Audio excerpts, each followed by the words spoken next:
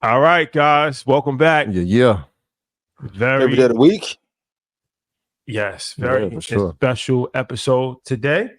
We have a cabinet member joining us, United States Treasury Secretary Miguel Cardona. Vitally important information. You said Education Secretary? Secretary. Oh, yeah. I thought you said Treasury. No, okay. Good. Is he not? Yeah, of course. Yeah, I thought you said Treasury for some reason. I'm like, wait, what? So you want to go back to the Treasury when we saw that money piled up? They talked to them too. No. Very important conversation when it comes to 4.6, I believe, $4.5 billion in student loan debt relief. We talked about student loan last week with our Representative Donald. So this is going to be an interesting conversation, but we got a lot of other stuff to talk about. We're going to talk about the political bets. We got to talk about investing, the market options. Yes. We're going to be going over stock options today for you traders out there. So a lot of stuff, man. So first of all, make sure you tune in to Blackout this Wednesday, 10 o'clock. We got a spicy conversation per usual. Shout out to all the politicians, political connects that I may have offended last week. Not personally. We didn't mean it. It was just jokes written by 85 South. Call me. Call my phone. Yes. Let's talk about it. And this Thursday, we have the good brothers from Melanin Money on. And they're going to be, that was a dope conversation that we had with them.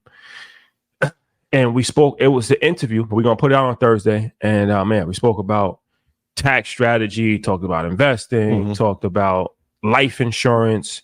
You know, it's they're a very interesting duo. Yep. A CPA and advisor, and tax strategy standpoint, wealth accumulation standpoint. Yeah. You know, if you follow on Instagram, you know that they always got a bunch of different, you know, hacks and viral clips about taxes and insurance and different strategies. So for you EYL, you know, purists that you know, those early days, this is very reminiscent of that, as far as just a bunch of information gems, very entertaining manner how it's presented. So check that out, 9:00 p.m. on Thursday for sure. And this Thursday we got choice options class. We back. We'll be talking about that a little later in the show. But we back. Shout out to them. Anytime we see two brothers doing something together that's so positive for the community, man, it always is like you just want to cheer them on and salute them. So shout out to Melanin Money. Shout out to M2M. We was up in Toronto this weekend. Again, just two brothers who are coming together to do something positive for the community. I know it's in real estate, and obviously Melanin Money is in CPA and financial advising, but a lot of times you just see it and you root for it, and it's humbling because they'll say like, hey, and to a man, they're like, look, you guys have helped influence us, which is humbling in a sense because the positivity that they're leading with is incredible. The episode is incredible. Like you said, it had that feel of like, this is the essence. This is the essence. So everybody should have their notepad out ready to learn. This is one of them ones. And I think it's, my bad. What you about to say? No, I just want to say I think it's important to stamp the ones that are real. Like, there's not a bunch of people in a space that were doing this prior to the COVID push. Amazing business people. I love both of them dearly, but honorable men. Like they do great business, solid behind the scenes. They know their ish. They invest well. Like, so please tune into the episode on Thursday. Y'all been on a tear. I'll see what y'all doing. Yeah, man. They created an award show which they talk about, which is dope for entrepreneurs. Which is innovative. We haven't seen that yet. So shout out to George, shout out to Carter, man. Yeah, I rock with George. This is my guy. Yeah. And tomorrow, very important, we will be Tuesday, October 22nd. We will be in Northern Illinois University of Northern Illinois University. We are doing a financial literacy town hall with Representative Underwood, good friend of ours. She's up for election in a couple of weeks, and somebody that has been very supportive of us. So we are coming to. It's a free event. We'll put the information in our Instagram. You can go to her page, but Northern Illinois University Town Hall, Financial Literacy Town Hall, 12:00 to 2:00 in the afternoon on Tuesday, October 22nd. We will be there. So tap in, tell a friend to tell a friend. and let's get this going. Yeah. Shout out to Y'all gonna be there live? Yeah. Oh, okay, that's incredible. Okay. Yeah. And real talk. Yeah. All right. Ian, any announcements? Y'all show up. Y'all go to their event in North. All my Midwest people, all my pandas in Illinois, pop out, support her. I love her dearly. If you want to get rich from the stock market, go to eyininvest.com. We had an amazing stock club call last night. We talked a lot about who are going to be the leaders, regardless of who wins in this upcoming political season. 90 prices are given per month. And I may start to, and I also put some dividend stocks in there. I appreciate you guys for being in the club. In a couple weeks, Troy's gonna come on. Well, we got to tease that a little bit, man. We got something special for y'all that we're gonna be doing lined up.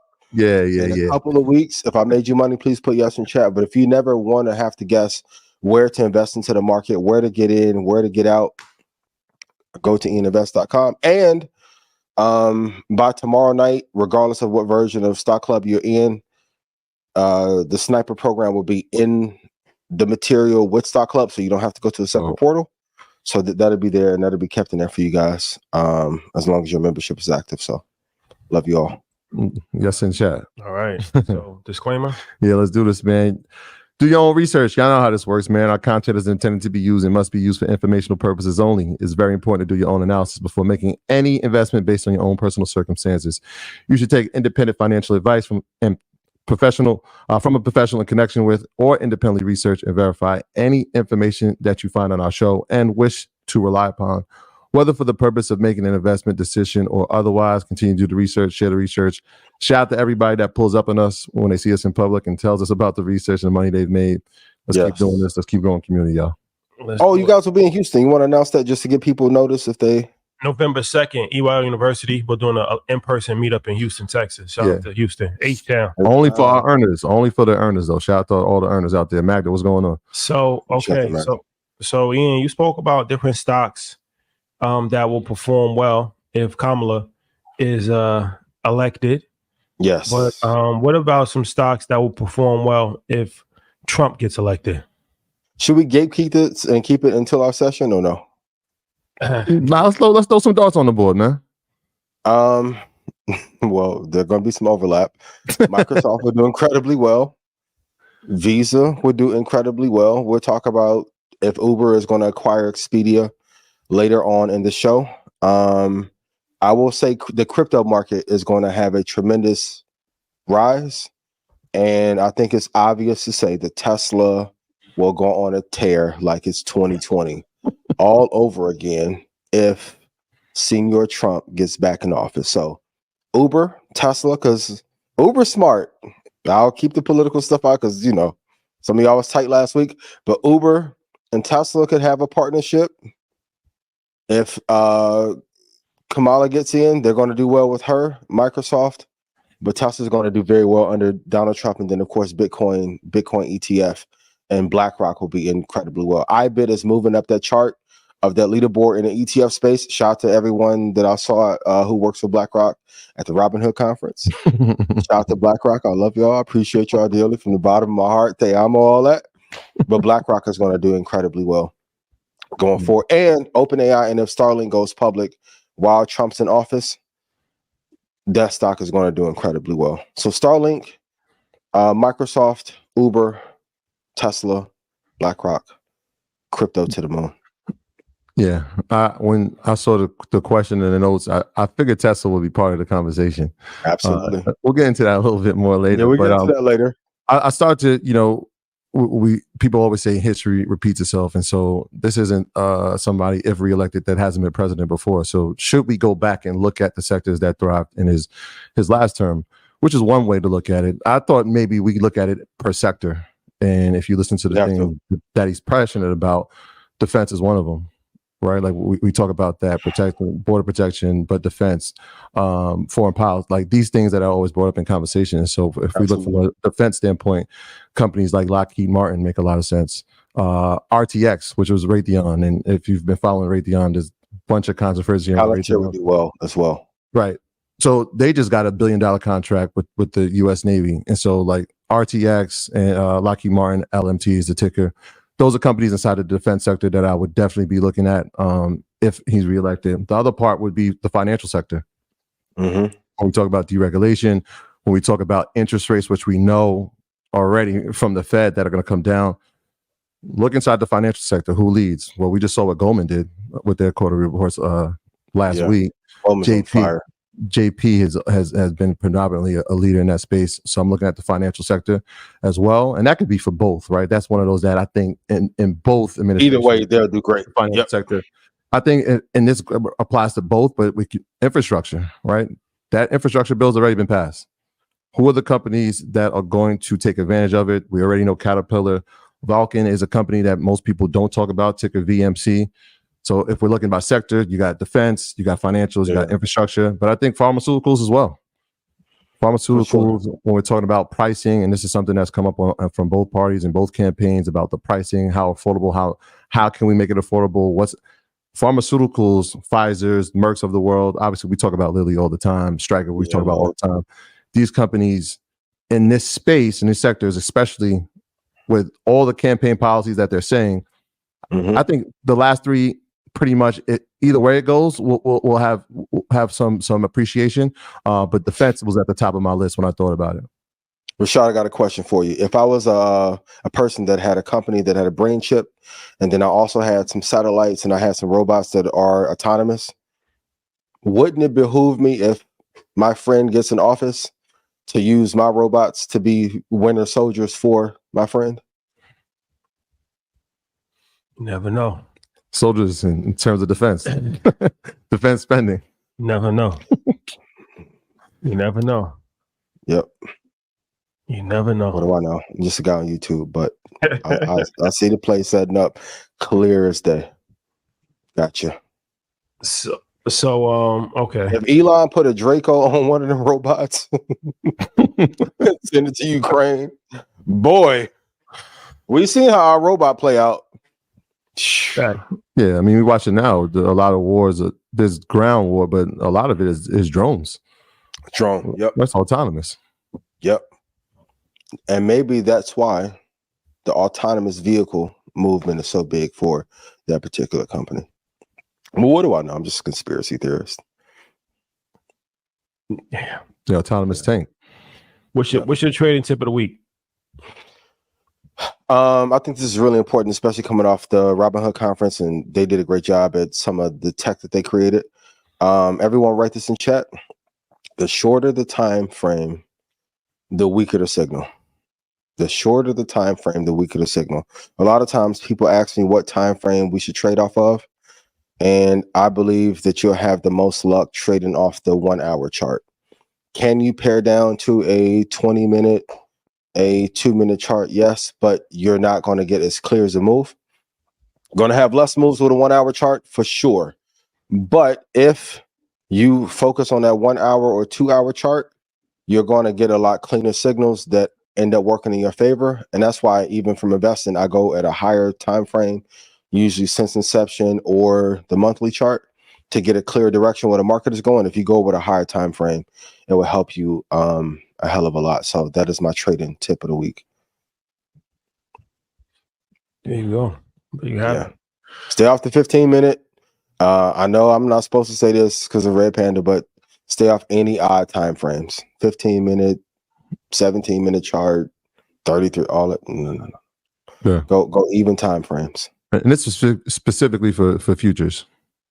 Yeah, I would say across the board, whether you're trading penny stocks, whether you're trading crypto, I think an hour is fast enough to give you moves, but it's not so fast where you'll get faked out. Because if you're looking at a 2-minute chart, 1-minute chart, you'll get a lot of noise, but you're not going to get the direction clear. And let's say you have two charts up, the daily chart and a 60-second chart.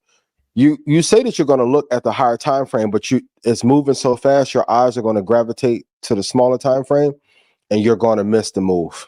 So even when we talk about content, a lot of content creators will chase a trend opposed to looking at a bigger macro market to see what to do, and it ends up in disaster. So anytime you have too short of a time horizon, I was talking about this on Stock Club call, even in our partnership, people always ask me, like, how long do you invest in things? I'm like, 5 years, 10 years, lifetime.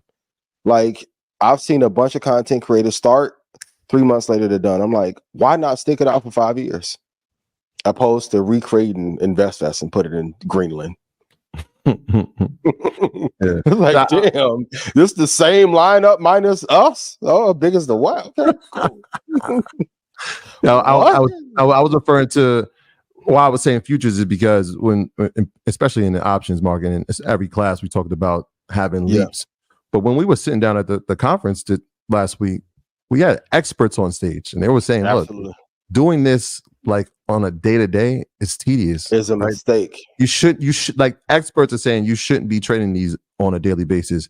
Yeah, week out, 2 weeks out, leaps minimum. It's gonna be at minimum, and at like sitting there listening to it, it was just like confirming everything we've been saying for the past 4 years. And people still are like, no, I'm gonna do this on a daily. Isn't it interesting that all the best traders and all the best coaches in any field say the same thing, but maybe 5% of people actually execute that? Like, even in business, you'll say, what makes a good business partner? Agreeable, you're reliable, you deliver a good return, deliver a great product, you honorable, you're not a snake, you find a way to innovate. And people are like, well, I want to backstab. I'm like, there's a negative return on not being loyal. Okay. So for those of you who are executing, shout out to Edwin. Edwin put up a whole bunch of posts, and I want to put his business out, but dollar-wise, but I think Edwin's up like 12x off just NVIDIA. So like, just do the work. And when trading becomes a lot simpler, when you focus on higher time frames. And as a trader, you want to go to a lower time frame sometimes if you don't have a move, but it's better to wait for the right move, right shot, right signal, right pass, opposed to forcing, and then things end up in disaster. Yeah. So it speaks to like being seasoned. Like, I know the patience is something that you really have to practice, right? So when the NVIDIA is running to an all-time high and we're saying it's going to pull back, you got to be patient and trust that it's going to pull back. We saw it happen with Crowd, right? They had a run. Yes. And then over the ASML. We're going to get into that, right? Yeah, we're going to get to it. Do you believe in these companies? Are they going to be leaders in their space? Are they going to be leaders in their sectors? And if they are, be patient enough to know that this is how this works, right? You're going to have some runs and you're going to have pullbacks, but like, you always want to see higher highs and higher lows, higher highs, higher lows, higher highs. That is the formula. Higher highs, higher lows. So when it drops, did it hit all time? No, it's new low. Okay, well, it's gonna, if it's a good company, it has good fundamentals, it has guidance, it has innovation inside of it. If it's leading a sector, it will rebound. The market has shown us that.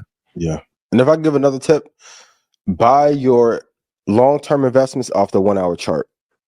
I know Pierre and Ty gonna kill me for saying this, but when you're looking for a sharper entry, better price, use the 1 hour to buy in and treat it like a trade, but you want it to be for your long-term investment. So like, if ASML is falling apart or NVIDIA is coming down, you can get a cleaner entry off the 1 hour chart after you look at the daily. And I talked about this at InvestFest on the stage. Monthly, weekly, day. Then look at the 1 hour chart to make your entry. You'll get more return on investment and higher alpha using a smaller time frame to buy your long-term investments. Quick legit today, sponsored by EYL University and joinredpanda.com. So will Bitcoin continue to follow the quantitative easing of the 4-year cycle? I believe so. I think this is a great question, but yes, Bitcoin is doing incredibly well. We will talk about it, but is Bitcoin and crypto rising because they priced in a winner for the election? Maybe. Or is some of this being rigged in favor so I can get a return on my $44 billion that I paid for the media company? Who knows? But Bitcoin is going to do incredibly well, the highest returning asset. They have a little bit of competition from NVIDIA. And the thing I was telling Stock Club Call, like, remember Troy and Rashad, like back in the day, used to be like a value investor or a dividend investor or a growth investor, and now everything is in one pot of flat out who can get the best returns. This next 3 or 4 years is going to have an interesting battle between NVIDIA, Bitcoin, and Starlink, I believe, for who can give the highest returns. And it's just interesting how, like, in a 10-year period, and I think we had a smart part to play with this. Like, the index funds are getting 23% return in a year, which is insane. Like, if an index or ETF gave you that much in a year, you would think the next year the market was going to crash. But I do think the Bitcoin is going to follow that cycle. And definitely, if Trump gets in office, it is going to be up and stuck. I don't know if the ETFs outside of BlackRock will do well. I know someone asked me about Kathy's ARKB. It's an option, but it has not provided the greatest multiple. Shout out to Kathy, everyone at ARK. Love you guys dearly. But I think the BlackRock ETF, I think it will be the leader in that space if you're looking for that. And then Michael Saylor's MicroStrategy is another way to invest in that market. But Bitcoin is going to do incredibly well. Yeah, I was just going to ask that. It's funny you referenced MicroStrategy, because that would have been the next thing for people who are not investing in actual Bitcoin. Would MicroStrategy be the next best thing for them to invest in? Okay. I think it's fair to say Michael Saylor is the new Kathy Woods. Well, how does that story end then? Right, because we've seen her get propped up and for the patent, and they took it down. Everybody and be taken down. So, will that repeat itself? I think Michael has found a way and learned from her. I won't say misstep, but the jealousy that she created amongst the industry. And I want to be very clear, not because she was at InvestFest, but Kathy is the main reason why we are getting high growth at scale in investing, because she was the one who came up with that Tesla and Bitcoin strategy. Michael has found a way to invest heavily into Bitcoin without upsetting the empire. Notice he hasn't said too much about OpenAI, Nvidia. He doesn't want to bleed into other people's territories. So he's found a way to be a public advocate for crypto while being in the institution, but not coming after the JP Morgan, Citadel, Stifler book of business. We keep talking about this. It's really important in business to figure out how to build an empire without attacking another. Please put that in chat. As soon as he starts to become majority owner of Bank of America or JP Morgan, it's a lot of competition in that space. Y'all think them little rap wars are fun. The banking wars, you see TD cleaned up that money for the cartel and paid that little fine.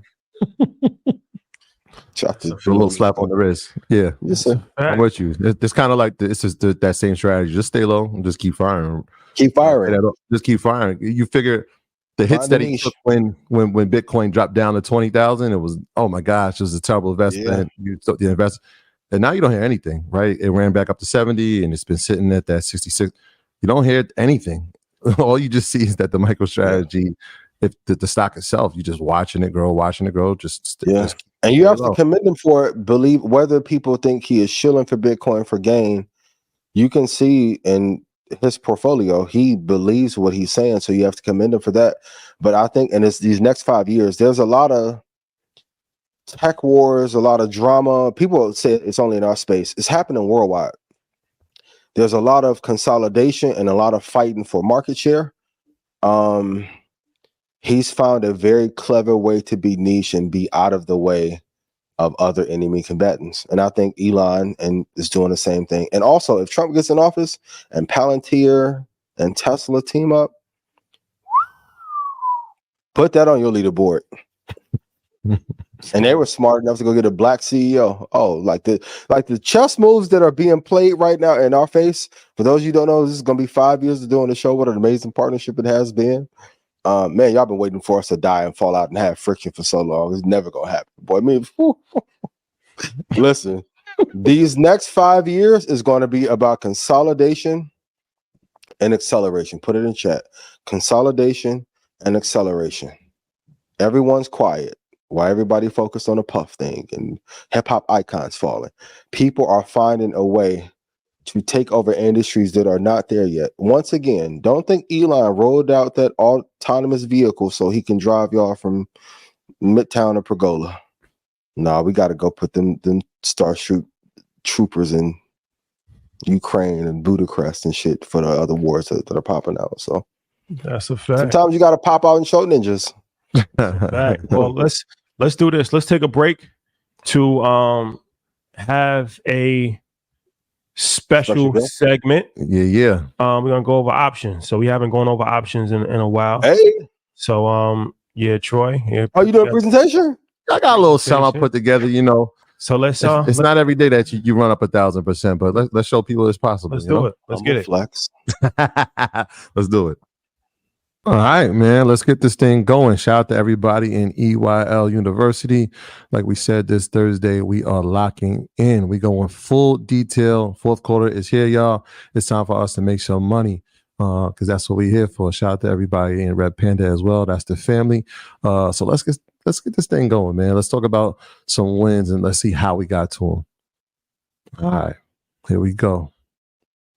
All right, let's start here. Let's start from the end, right? So shout out to TSM. We've been talking about TSM for probably four or 5 years now. Been talking about its importance in the global ecosystem, especially when it talks about AI and it talks about semiconductors, its roles it plays in it.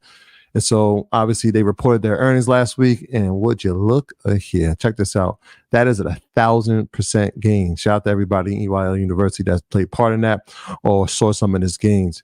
Yeah, and most people, you know, are looking at it like, wait, 1,000%? Yep, that's 1,000%, not $1,000. And I put that there to let you know that it is possible. Right? Like we can talk about things theoretically and hypothetically, but these things are actually happening in real life. And it didn't take much time. I'm going to show you in a little sec. But what it does take is patience, due diligence, and a strategy. And so one of those strategies is finding out a company that has almost a monopoly in a space. And so we talk about monopolies all the time. We talk about Apple. We talked about ASML, and we're going to cover that on Thursday as well. We talked about NVIDIA when it comes to its dominance in the chip space, but when it comes about manufacturing, TSM pretty much is the leader, and they hold a global position in that space. And so obviously this is a company that we believed in for so long. So it's good to see some results. But the most important thing is that when you have the information and you've done your due diligence, that you execute. And y'all know my motto, stay low, keep firing. And really what that means is do the work, do the research, execute. Don't make too much noise about it. Just keep working, keep going, keep firing. Sometimes you'll make mistakes in the process, but that's what we're here for, to help you along that process. And that's what this community is about, helping people understand some of the mistakes so that they don't make them, so they can have some of these great returns. And shout out to Felicia down there. She said MU Micron was doing well last week, and it was. So shout out to everybody that executed on Micron and had some of his gain. Appreciate the love right there. Love is love. All right, so I'm going to take you back just for a second, man. This is exactly when I bought those calls. And so I had to go back in my transaction history. Not too many transactions. Like I said, I don't make too many trades in a year, maybe 2, maybe 3 a month if it's a good month or if it's a company that has fallen back to a place that I like. And so this is exactly when it happened, man. June of last year, I bought the first set of calls on TSM at 105. At the time, obviously, it wasn't trading at 105. I think it was around 91. But you can see the first entry is in June, but look, something really interesting happens. I enter into the position again in November. Why? Well, I saw it pull back to a place that I like. I saw some appreciation, so I grabbed more shares. And so that was in November of 2023. The date is right there. So we're talking about 1,000% in what? Maybe 14, 16 months? Like, show me a bank account or a savings account that's going to do that. I don't think it's possible. So again, it is possible. Strong company had a pullback to 91, but like we said, we saw all the innovation in the necessity that TSM is going to have in the space, and so obviously it shot up. And this earnings call was incredible, and the future guidance looks pretty incredible as well. And so we saw some pretty good returns. Don't forget to take profit. All right, so here are the keys, man. When we talk about strategy, implementing strategy, these are my pillars, right? So if you're writing down things, this is the point where you want to write down, screenshot, jot down your notes. It is very important to have a strategy, especially when you're trading options. For my newbies, this is a great place to start when you're thinking about what should I do or what should be my plan.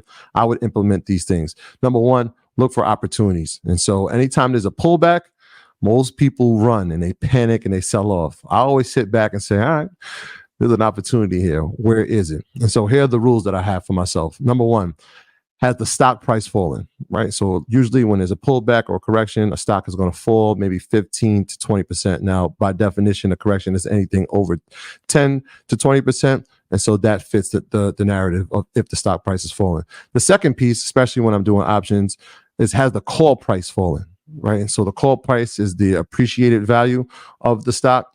Has that come down? And if it has come down, how far? Because that's important to me as well, right? So those two things are important. Stock price falling, option price falling. Next thing is look for the depreciating ask and bid. And so the ask price, I told you, is the sticker price. The bid is what you're willing to pay. And so if that number has come down, that means you're paying less. This is important. You're paying less than you would have the previous day, previous hour to that being originated.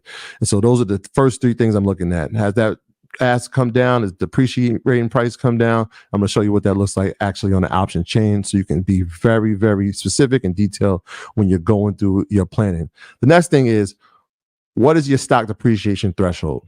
Right? So how far down do you want your stock to fall? So it's if it's Nvidia and it was at an all-time high of 142, well, is a 20% depreciation good for you to enter the position, right? A lot of people, that happened, right? We saw that happen. We saw Nvidia run up to 131.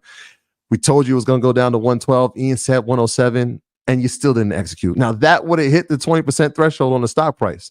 Right there, you look 20% depreciation. That's the first signal. Check off. I like that. Second thing is, now when the stock price depreciates, the option price is going to depreciate, right? So if the value of the equity goes down, then obviously the option price is going to go down as well. And so that threshold, I like to have a little bit wider. Why? Because the options contracts are very volatile. And so a 10 to 15% swing can happen very quickly. And so rather than having 20% on the depreciation side, I like to go 30 or 40%. And so these are my golden rules. If the stock price is falling, that's my first check. The call price is falling, which it has if the stock did, second check. I'm going to look at my depreciating ask and bid, third check. Let's see where those are at. Let's see if there's a net change that is negative. I love it, right? The threshold, did it hit 15% or 20%?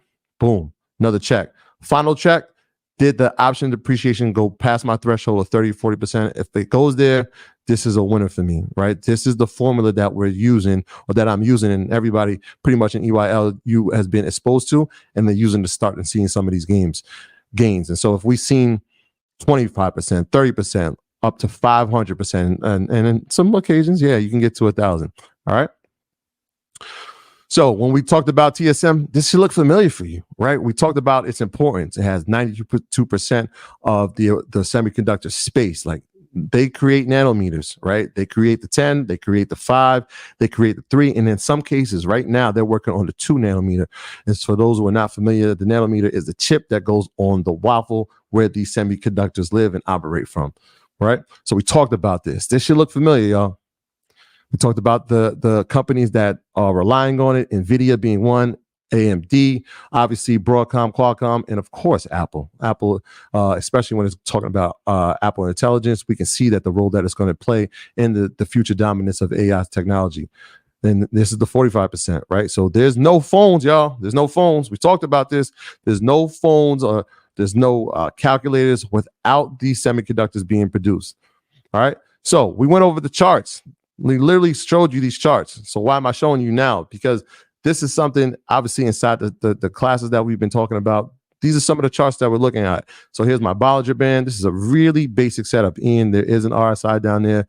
Forgive me in advance. I know you hate RSI, but this is a very basic chart. And I put the Bollinger Bands up here to show you the standard deviation between highs and lows. We see candles, right? We see red candles. We see green candles. Obviously, anytime, and for my beginners, green is always positive. We know that. When we start to see red, then it's a negative day.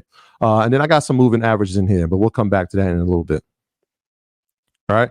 So here's the theory. Don't panic when there's opportunity, right? When we talked about NVIDIA, let's look at TSM at the time. It was trading at 193, pulled back to 166. There's that net change of 15%, 15 to 20. I told you I like. Look, that's 164 is now my entry. So a lot of times with people like, where should I enter? Where should I enter? Well, create your threshold and then you'll have your entry point. So if it's 20%, take 20% from the 52-week high. Then you'll know when to enter.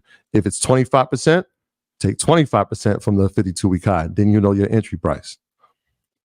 And so we did that, right? We looked at our entry price. We said, all right, well, 193 was the high. Let's look at what the actual option did. And so you can see here, there's a deviation of a depreciation here, right? At one point, these calls were selling at 53.16, right? And now you can see they're all the way down at 35. And so there's a depreciation there. Let's see the value of that, right? So that 53.16 dropped to 35.05. Right. This is for 2 years out. And we always talk about having leaps. When we talk about leaps, we're talking about being further out than 6 months. And so we're only in October of 2024, but I'm looking at the future price for January 2026. Now, why does that help? Because it gives us time, which is the most important factor when you're dealing with options. If you want to not deal with time, yeah, you can day trade and you can scalp and you can make some swing trades. But when we're talking about leaps, we're giving ourselves enough time for the price to appreciate to our given price. And at this price, we're talking about 170. Now, that 170 drop, right, is 35%. How did I get that? Well, I looked at what the price was at 53.16. I took my percentage calculator, saw what 35.05 was, and made 35%. So when I'm talking about my threshold, definitely, this is a check mark, y'all. This is an easy check mark. This has depreciated 35%. I like to have mine, like I said, between 30 to 40. It's right in the middle. But here's what I did even better. I executed. And so that whole time, I'm looking at the January 16, 26 call.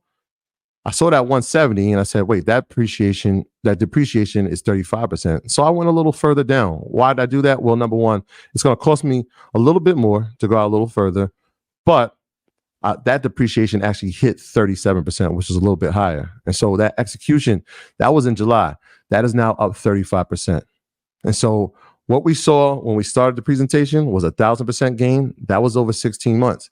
I'm giving myself even more time with TSM on this one, right? So we're nearly a year and a half out from this call coming to fruition. So January 2026 is on our roll. 35% is here. That's fine. The beauty of being in this class and being in this community is that we get to track this thing, man. We're going to watch this grow. We're going to watch it hopefully have some pullback, but long-term gains are definitely in the forecast for TSM. We know that for sure. All right, so what's next, right? Like, oh, Troy, I missed that one. Well, let me give you one we just worked on, right? And so CrowdStrike, we've been talking about it. The number one leader inside the cyberspace community, cyberspace sector, and we've been putting that number one for months, probably years now. Well, we saw what happened in the summer, and this is just a basic chart. You can go on Google and type in CRWD, put a stock chart, and this is what's going to pull up. And so we can see it had its all-time high over here in July, and then summer there was a crash, right? Microsoft, we had that outage. If you were in the airports, you felt it. If you were trying to travel, you felt it. And so most people looked at it and said, boom, this is a panic moment. But I told you, when we see crisis, we see opportunity. And so, yeah, it dropped all the way down to 212 at its low. And if you look at this chart, it's been slowly but surely coming back. So let's get more detailed with this, right? Again, we got our chart up here. Here is a standard chart. This is Yahoo Finance, y'all. This is as basic as it comes. And again, I got my RSI up there. I just want to see. I want to see the relative strength. I want to see if it's being oversold or overbought. Now you see I got my measures at 80 and 20. So what I'm talking about is the bottom of your screen. You can see there's an 80 and a 20. 80 means that if it goes over that number, that has been overbought. A lot of people are coming into this stock, right? If it's under 20, that means it's oversold. People are selling off. We're not sure why. Right now it's at a 61. But look at this Bollinger Band, right? So it's a standard deviation of the highs and lows of this price. And so we can see it ran up in July, and then look at that drastic fall in the end of July, early August. Pulls back all the way down to 200. Obviously, lawsuits have come its way. All the negative publications about it affected the stock price. But as we can see, since August, it's starting to make a steady climb. And so most times you're looking at this, all right, well, when's my time to enter? Well, I'm looking for the low, right? So if in August it hit that 200 mark, has it gotten back to it? Well, we saw some appreciation. It climbed up to about 260. and it pulled back down to 250. At that point, I hit my Bollinger Band. You can kind of see it here. I circled it with that arrow. At that point, now I'm interested, right? Because I'm seeing higher highs on the daily. It's going up, and that shows me that there's strength in this company. There is a rebound ahead. And so if I place this chart out and you can kind of see it's having a higher high, right? Then it has a higher low, right? It goes back up to a higher high, and now it's hitting a higher low. And so in between that time, I said, okay, well, this is an opportunity, right? There's a crisis. People are panicking. Is this a company that we believe in? Yes. Is this a sector that we believe in? Yes. Who is the leader in the sector? Definitely them. If not, I mean, you can put a few other companies in the conversation, but they're definitely in the conversation. Have all of them pulled back like this? No. And so here goes an opportunity for us. All right. So next thing I do, I said, all right, well, that's what the stock price has done. Let me see what the option price has done. And when I look at my options chart, I said, oh man, this thing was trading at $150 a contract, right? So in the contract world, we know we move that decimal over. This is expensive calls because it's alpha. This is like a $15,000 call. But look what happens in September. The $15,000 call now turns into a $2,500 call. So forget 40%, right? Forget 30%. We're talking a huge drop off. Again, opportunity. So I don't wait for it to hit the floor. I said, okay, well, hit the floor. I want to see it have some strength. I want to see some actual gains from it. And so I watch it late September. I watch it early October, and then I circle it right there on October 3rd, right? I'm starting to see a climb, right? It hit a new low, a higher low, which means that in an event, a higher high is coming. And so I strike on it, right? I go to my options chain. Couple things here that you want to be very cognizant about, right? That net change, that column that's right in the middle. I always look for a negative number. That means that the change was negative. That means the price came down. So if we look at that 320, it's -3. That means there was a $3 change in that. Other thing is the amount of volume. So that means who was entering the contracts. We don't know who it is, but there's interest at that number. Or people that have bought at that number. Then the open interest is people that are opening and interested in looking at that. And so there was a lot of, when I did this contract, there was a lot of volume at that 300 number, and it was negative on that day, right? So again, did it meet my threshold for a pullback in the stock? Absolutely. Did my option depreciate? 100%, right? Is it a company we believe in? Yes. It hit all of my threshold markers. Next thing to do, on the last thing for me to do, is execute.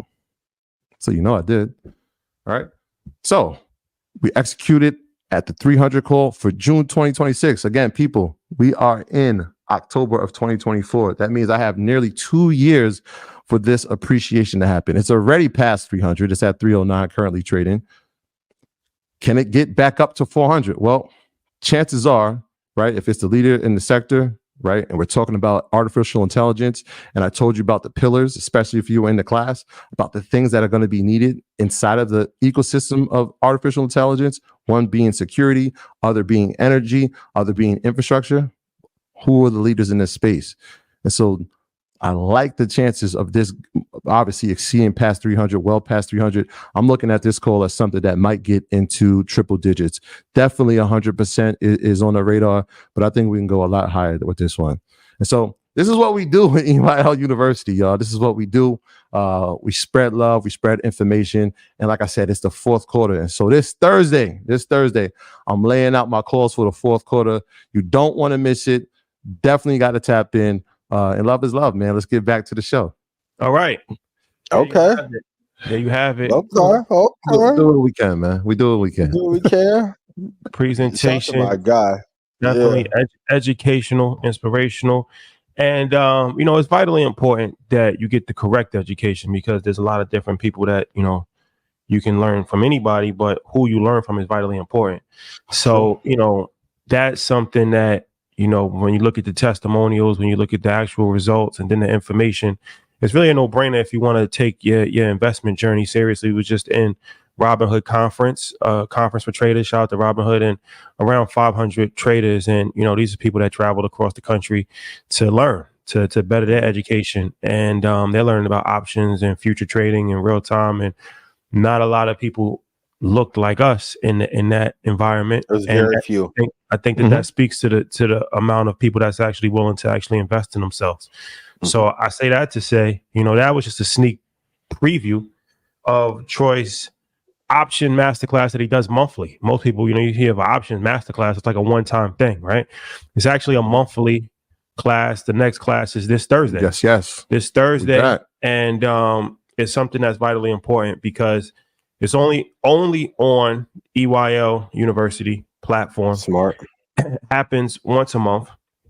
And also outside of that, there's a community that we have, and Troy actually puts different option plays and articles, and people network with each other throughout the course of the month, every day.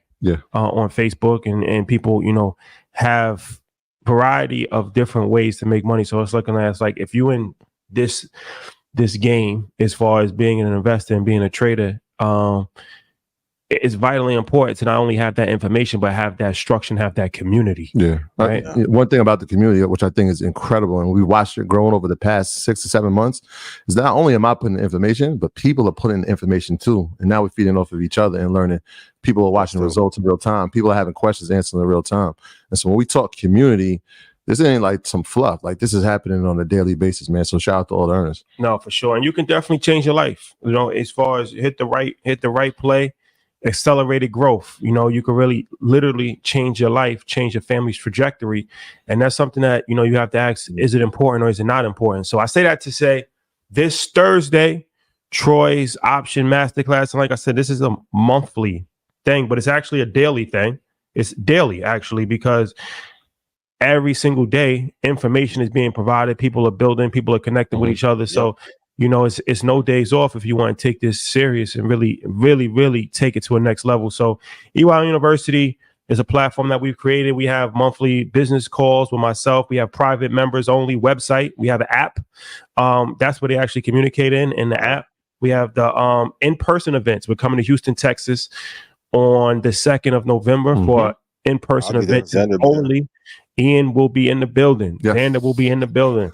Only for EYL University members. We have the private Facebook group. We have 16 regional chapters. We have master classes every month with industry leaders. We have bi-weekly clubs on people that's investing. We have business and legal club. We have a real estate club. You also get access to MG the Mortgage Guys Real Estate Blueprint, Home Buyers Blueprint, Volume 1 and Volume 2. That alone is an encyclopedia of information. We have a book club with Greg. Shout out to Greg. So we haven't done this in 3 months, actually. But looking back, it was before InvestFest, two months prior to InvestFest, where we actually have a sale for EYL University. So we are running a 48-hour sale for EYL University leading up to Troy's master class when it comes to options.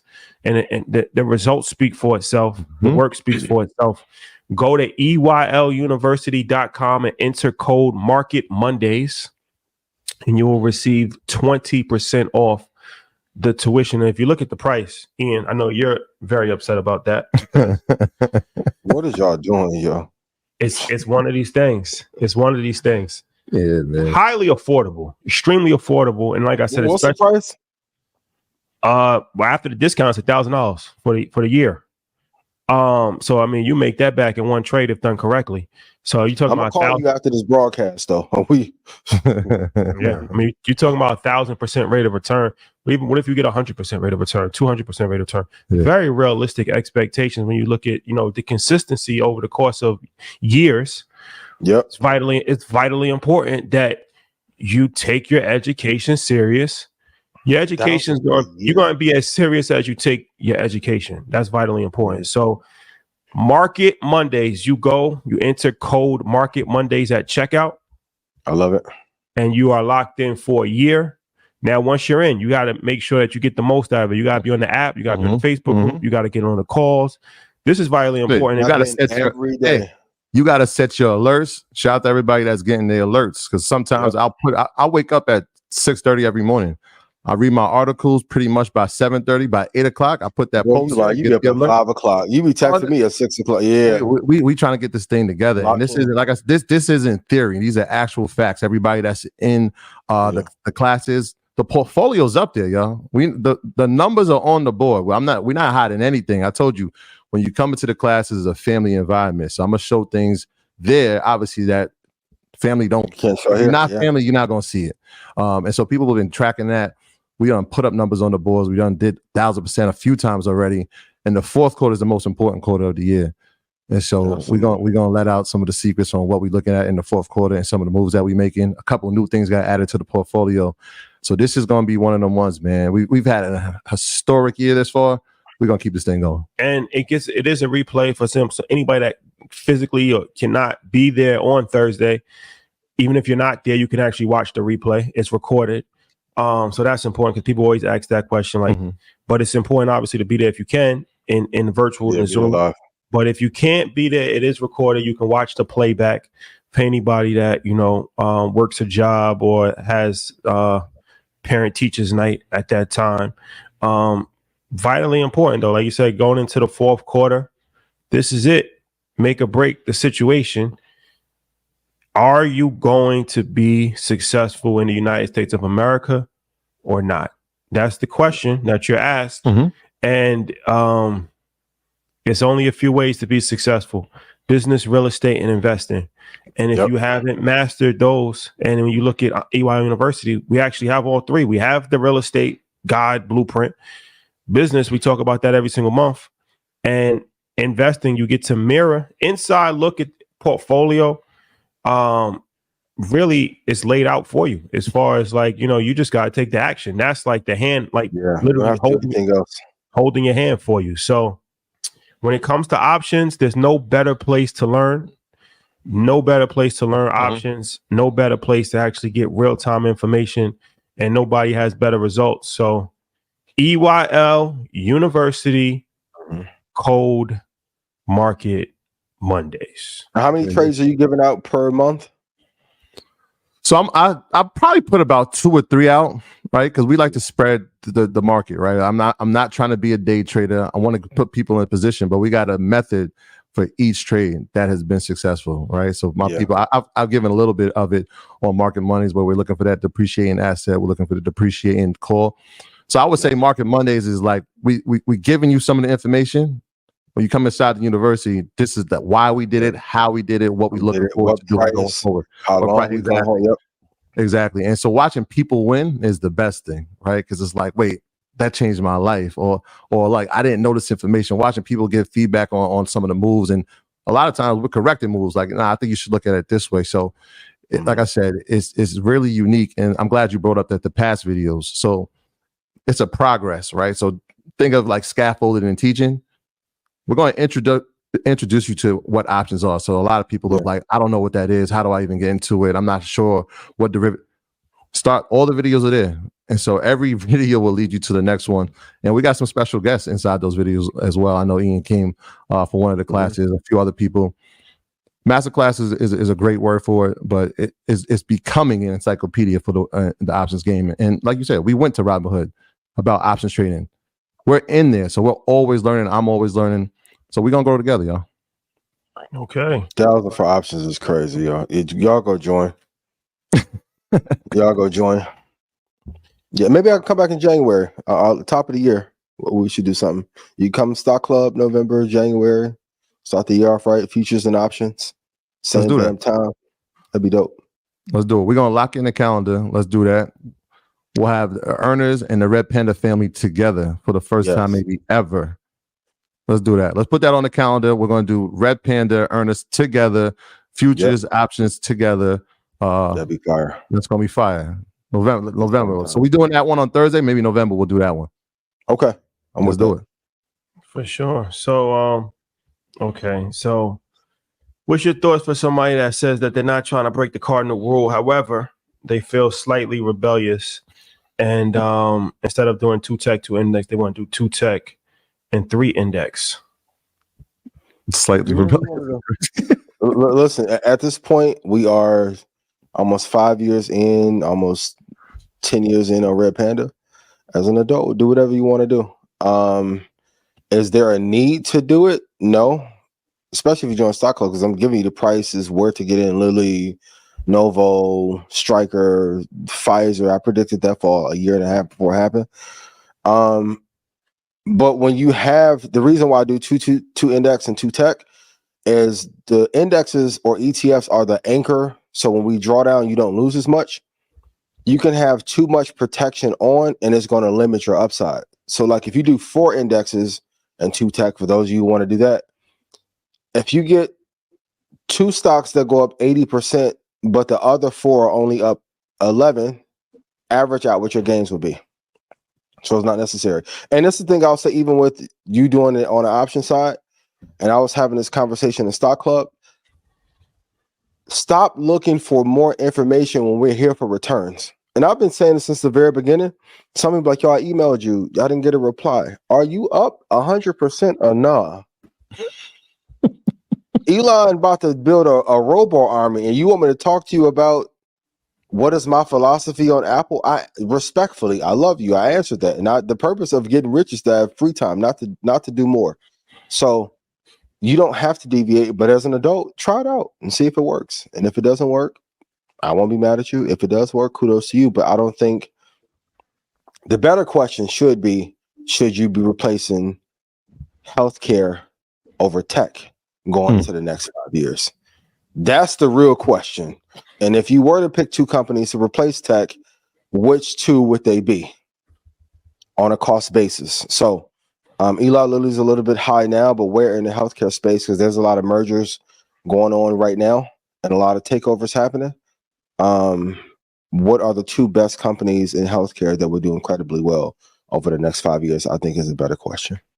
You can do whatever you want to do. You can do whatever you want, and it's interesting. The 2 tech, 2 index, I think is the safest thing. When we were on the call, I gave an alternative to that, right? I had that table strategy that we spoke about like 4 years ago, and some people still been implementing it, where it's 2 indexes, 2 ETFs as a legs of your table, right? And then if you want to invest in individual equities, let's say that the leaders in those ETFs, so if it's SMH, then you got Nvidia on top of the table. So you got your base, your foundation, you invested in an index, and then you got sector specific. So it could be XLK, it could be SMH, or like you said, it could be XLV if we're talking about healthcare. Are those the ETFs? Who's leading inside those ETFs? Let them sit on top of our table. And so we get growth from each position, right? So if the index moves, we get growth. If the ETF moves, we get growth. If the individual leader inside of that ETF, whether it be Nvidia or a Stryker or a Lilly, we get growth again, right? And so we don't have as much exposure from the base. So that's where most of our portfolio is based. But we do get some positive growth when an Nvidia outperforms, a Lilly outperforms, or even inside XLK and a Microsoft performs. We still get growth on 3 times. So 2 tech, 2 index, yes. I call it, I think what we call it like it's a little cousin, right? Yeah. You put the 2 ETFs, the 2 indexes as the base of your table, 4 legs, put the individual equities on top, and you build your portfolio. I'm going to say this too. Stop all this intellectual masturbation shit y'all want to do too. We got hundreds of videos about what to do, what to invest in. I don't know anybody black that called Nvidia before I did. Like, we don't need more information. This the new move. Since we got into the market and black people got into the market, now they inundate us with so much information, they won't even tell us what the real good deals are. As big as OpenAI is, do you know anybody black that is invested on a seed round that is not tied into Silicon Valley? Too much information sometimes is a detriment. That's a fact. That's a fact. So the 2 healthcare companies would be Novo and Eli Lilly. Those would be 2 good ones for sure. Yeah, those would be 2 good ones. Okay. I like Stryker as well, but if Pfizer gets down to $8, may have a different conversation. But yeah, I might put Stryker. So what's your thoughts on Uber purchasing Expedia? Wrap it up. Dara, I kept telling y'all, listen, when we saw him at the White House dinner, I think going back to the consolidation, the second half of the year of this decade, is going to be about accumulating assets and accelerating. Uber's done a great job of at a point, and Rashad, we both love this app because I'm not a chef, so it makes life a lot easier. But in an ideal tech stack, wouldn't it be amazing to be able to book your travel, your food, your vacation, and experiences all in one app? That would be a dream. And I think you talked about bookings last week, the return on investment from bookings.com. I don't know if this deal will go through, but I'm hoping that it does. And if so, it's going to give them definitely higher margin for sure, more leverage, and now it makes them the power player in that space. I wonder what the app configuration and UX is going to look like from a branding experience, or if they're going to let Expedia still operate and then kind of merge. But it definitely will increase revenue. And then I always said that the purpose of any business is to eventually have a monopoly. So if they have X amount of users being on the platform per day, and you can convert some of them to do travel and a seamless experience, game, set, match. So I hope they do get this off. I don't know if it'll be blocked. I do know that the cash is there, but this would definitely give Uber a tremendous upside for the next 4 or 5 years. Yeah. I mean, it's preliminary talks right now, but I like it a lot. When, like you said, if it's a one-stop shop, if I'm booking my travel, obviously I can get my hotel, I can get my flight. But the next thing I need is when I get to the location, how do I get to and from the airport? How do I get to and from the hotel? It opens up a whole new revenue for them on revenue model in terms of the rental space as well. Yep. When you think about Hertz, when you think about budget, you can see these things becoming extremely obsolete. Now, when they had all those Teslas and all those cars that what do they do with them now? So you can see how they go into service. So I think it's a great acquisition. If you become a one-stop shop for travel, I mean, it makes a lot of sense. You monopolize that industry and make it more efficient. Figure something out. Yeah, I'm telling everybody on earth is going to be your competition, and why everyone's asking silly questions about the Drake versus Kendrick and what's going to happen. Like, there's real world acquisition and merger shit happening that is going to change the landscape of business forever. It is not time for play. It is not time for silliness. I still can't believe they putting this up for $1,000 a year. Great. Please take advantage, because if I was on that committee, it'd be $1,000 a day. Rightfully so. For real. So if you have one place where you can book everything, food, grocery, travel, rental. Yeah. Now, I don't know if y'all read it, but Meta in partnership with Universal, we had that conversation. Now, if I can, Drake, if he doesn't resign with Universal, because y'all think we'd be gossiping, even in these segments, this business related, if Drake doesn't sign back with Lucian, you don't think Zuckerberg has made that call to that boy to put all this shit on Meta's platform? Would be a great place for him to go. The number's looking at like 600 million. They got, and he could have used Zuckerberg in that 20v1. 600. It's a lot. Pounds get neutralized. A lot of shit will get neutralized if you go up there with Meta. So, consolidation time. Move faster with the information.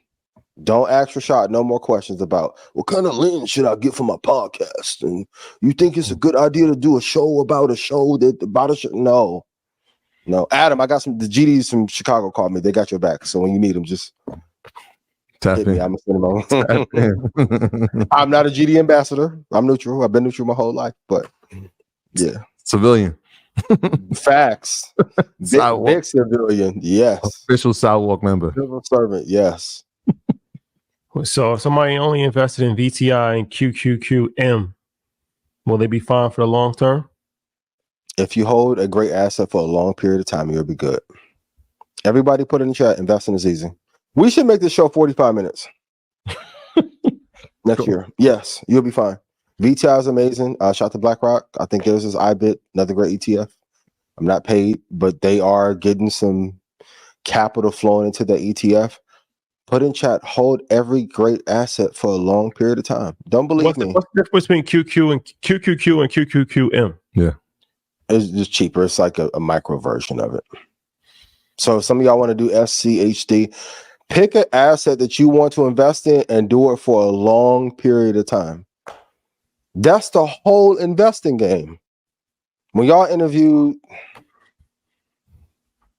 well, y'all, I can't tell them about Robert Kraft, but Robert Smith. How long has Robert Smith been holding on to his properties? Long time. Like no, specifically QQQ, I think has a because sometimes you can hold long term and be shit out of luck, right?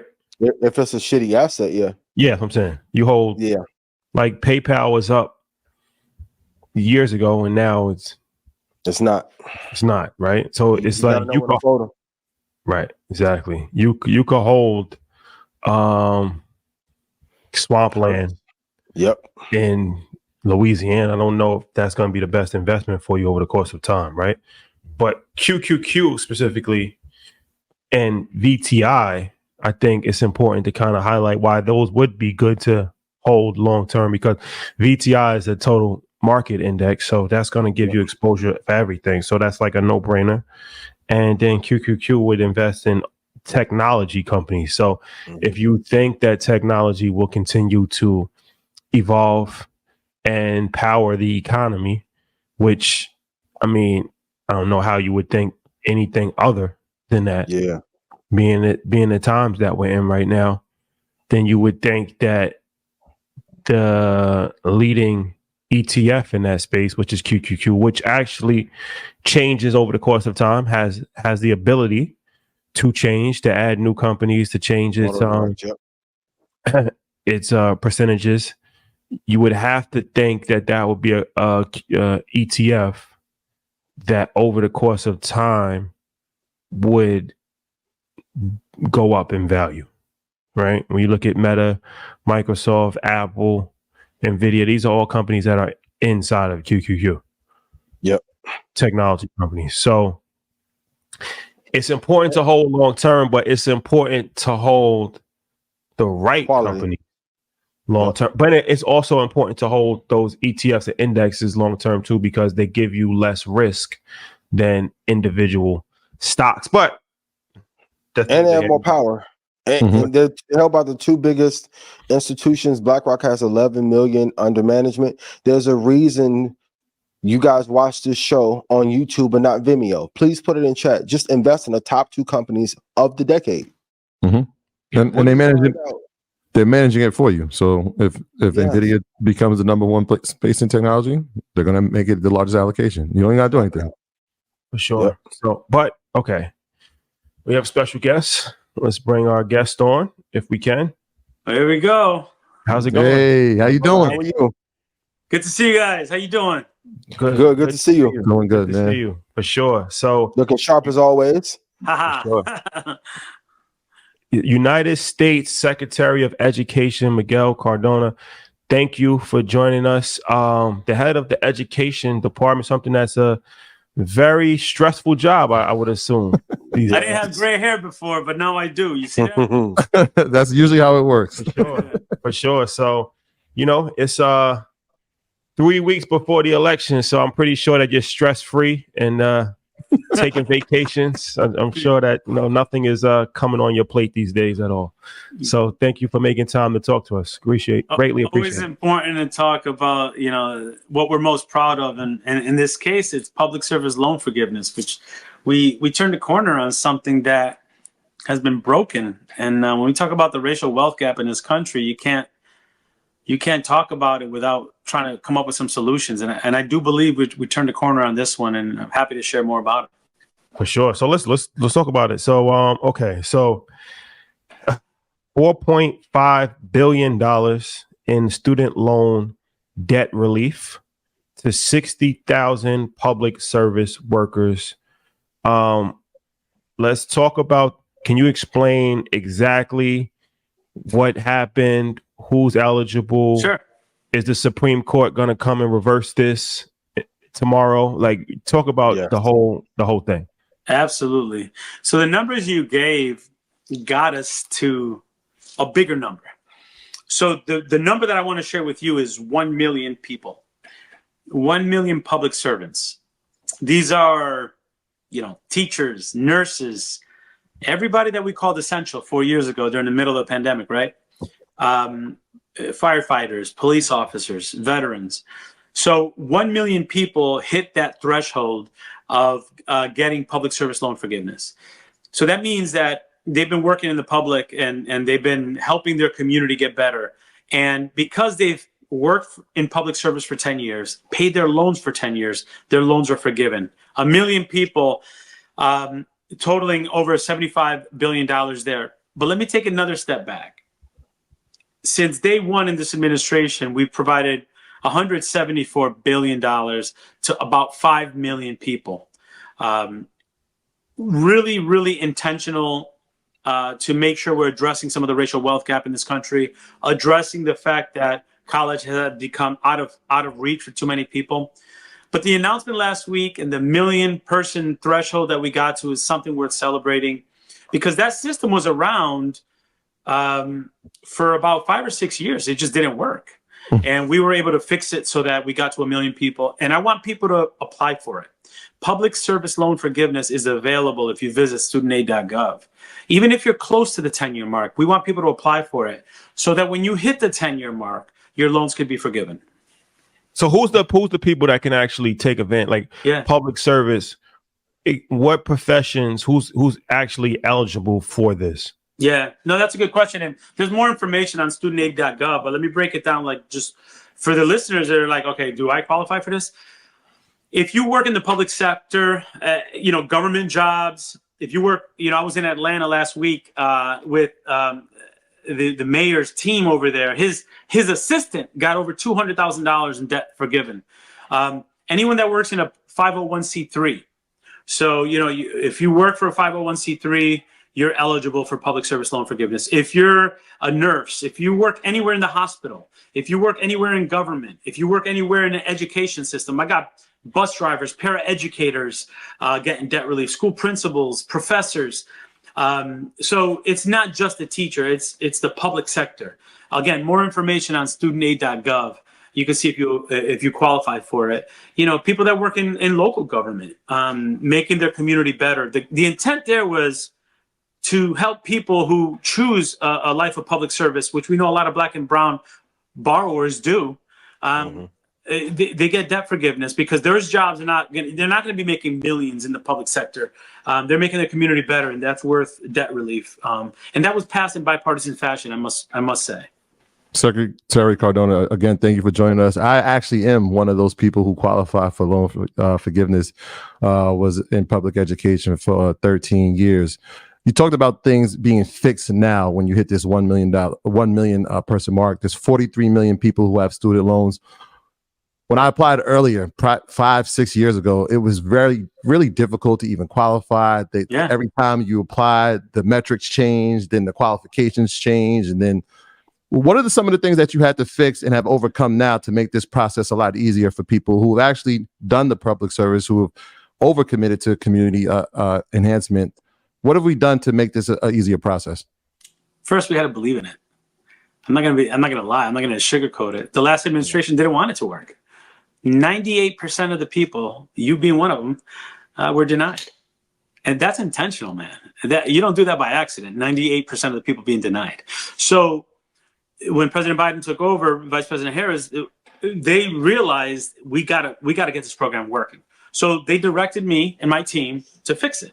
So what we did was, there was a lot of red tape. There was a lot of misinformation given during those 10 years where people were working or people were in the wrong loan, but they were never told that. Or there was a technicality. They might have missed the payment by 2 days. So now they said, nope, you're done. We fixed all that. We cleaned that up. We removed the red tape. We made it simpler. We gave some folks that were pushed into forbearance without knowing that it's affecting their PSLF. We cleaned up their records so they started with a blank slate, and we counted those months. So we got rid of all of the shenanigans from the last administration to make it simpler. We also streamlined the process and made the application process simpler. And now we're doing it in-house, where before it was a separate contractor that was dealing with it and they didn't prioritize it.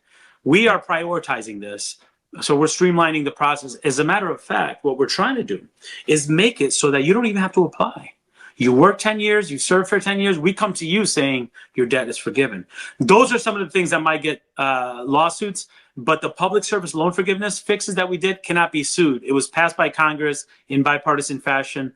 It was mishandled in the last administration. We just cleaned up the mess, and now we got 1 million people. Compared to their 7,000 people in 4 years, we got 1 million people in 3.5 years. Just really quickly, because you brought up the months, is it the still qualifying metric 120 qualified payments in 10 years of service? Correct. Okay. Yeah. Really quickly, what do you... Go ahead. No, go ahead. No. I just want to say, look, if PSLF, go to studentaid.gov/PSLF, look for it, apply for it. People are surprised. There are people that told me I didn't think I qualified for it. We want to get the word out, man. We want our public servants to know this administration is looking out for you. We recognize that this country won't grow if it's not for public servants, and we're going to follow through on a promise to provide debt relief to public servants, and that's what we're doing. So if you're wondering if you apply anyway. What's the worst that could happen, right? But go check it out on studentaid.gov. What do you think of a particular candidate saying that he wants to dismantle the Department of Ed? And can you tell us how much of a travesty that would be for Black and brown people if that ever happened? Yeah, I heard about that, and out of respect to the Hatch Act, I'm going to be very careful. I'm going to speak to you as Secretary of Education. Okay. I can tell you that I've read Project 2025. I can tell you that this agency and what we do is ensure equity in education. Education is a public good. In my opinion, my colleagues on the right are trying to privatize it and monetize public education, which always ends up with winners and losers when you do that. It didn't work with the for-profit colleges that we have to go after, and they took advantage of a lot of first-generation students like I am, right? It'd be a travesty when no one is holding folks accountable, and we're going to have a system of have and have-nots if the Department of Education is not doing their job to make sure that special education equity happens, racial equity happens, to make sure that public education is a right, not something that you pay for, which is what's happening in some of these states that want to privatize vouchers and all that. So listen, there'd be a lot at stake. We're going backwards in some ways with some of the rhetoric. And I would hate to see public education become victim to the division in our country. Public education, regardless of your Republican or Democrat, is a public good that all students should have access to.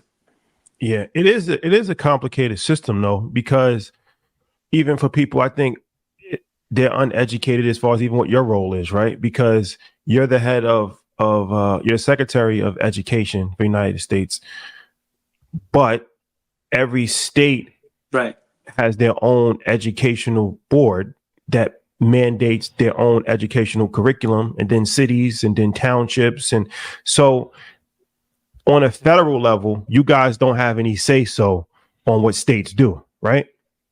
Yes and no. And you're right. I was a state commissioner of education in Connecticut, and I was a district superintendent, and I was a school principal. At every role, I had a different responsibility. As Secretary of Education, it's my responsibility to make sure that the laws are being followed. So we have an Office for Civil Rights. So when we have some state education group or states and districts not providing special education to students who missed it during the pandemic, or when we have states that are looking the other way when Black students are coming forward and saying, I'm being picked on based on race, or there's a systemic racism that's making it hostile for me to learn, that's my role to say, we're going to step in, we're going to do something about it. It's also my role to take the $130 billion, for example, of the American Rescue Plan dollars and distribute that throughout the country and make sure that the states are using it equitably. It's also my role to make sure that if I'm looking at your achievement data, that your Latino students are not 40 points below non-Latino students, and that you have a plan to close that gap. So at the federal level, we have some responsibility around civil rights and around equity and around grant distribution based on the whims of Congress, but also the administrative priorities. So there is a role there. Well, how do we when you're talking about education reform, right? And it's based on tax dollars. And obviously, if you live in a lower income neighborhood, then your school's going to be less funded. So the education system in America is tiered, and it has a higher level of education for people that has more money. That in itself is unfair, right? So to me, that would lend to a system that is broken. If something is unfair, then that's broken, right? It's not working on the same level for every single person. So the idea of centralizing the education system is not necessarily a bad idea.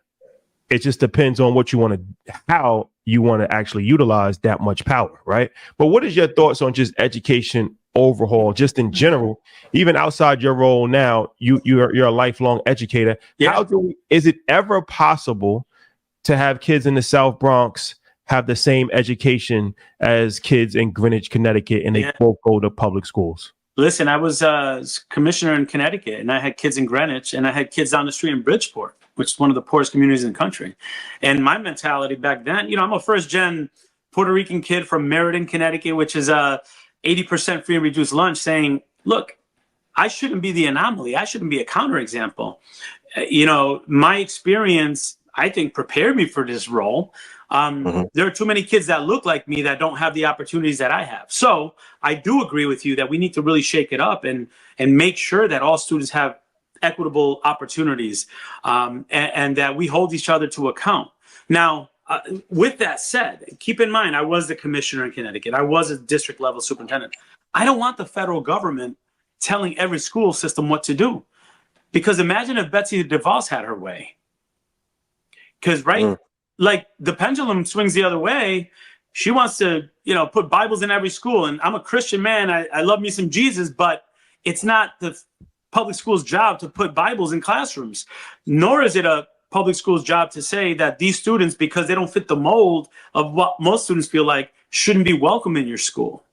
They're talking now about specific curriculum that would push. I mean, back then, during her time, it was 1776. I don't know if you remember that. But they were trying to push a curriculum that was discounting the negative impact of slavery. And I mean, we see that happening in some states where they're trying to talk about the benefits of slavery. So I don't want a Secretary of Education pushing their curriculum down people's throats. I want to make sure that I'm fighting for equity, for evolution, for outcomes of results. Evolution meaning evolution of our schools to make sure all students have access. And holding folks accountable if some groups of students are treated less than others, which is what we've seen in this country, and which is why we take this role very seriously. And I want folks who are paying attention and kind of wondering whether to sit this one out, you got to make sure you know what's up at stake. Because if you think, there's a challenge now, when you have no system of oversight in these states that are talking about getting rid of African-American history, when you have no oversight over these states that are saying that if you're different or if you're born gay, you don't belong in our schools, if you think it's bad now, just wait. So people got to get active, they got to get engaged, and they got to start speaking up for what they believe to be the values of this country. It's true. So as you look at the student loan crisis, I'm going to go back to that just for a second. The average federal student loan balance is over $38,000. If you look at the percentages of who is in student loan debt, nearly 40% of Black Americans have qualified as owing student loan. From your vantage point, higher education, as we look at the next 5 to 10 years. Yep.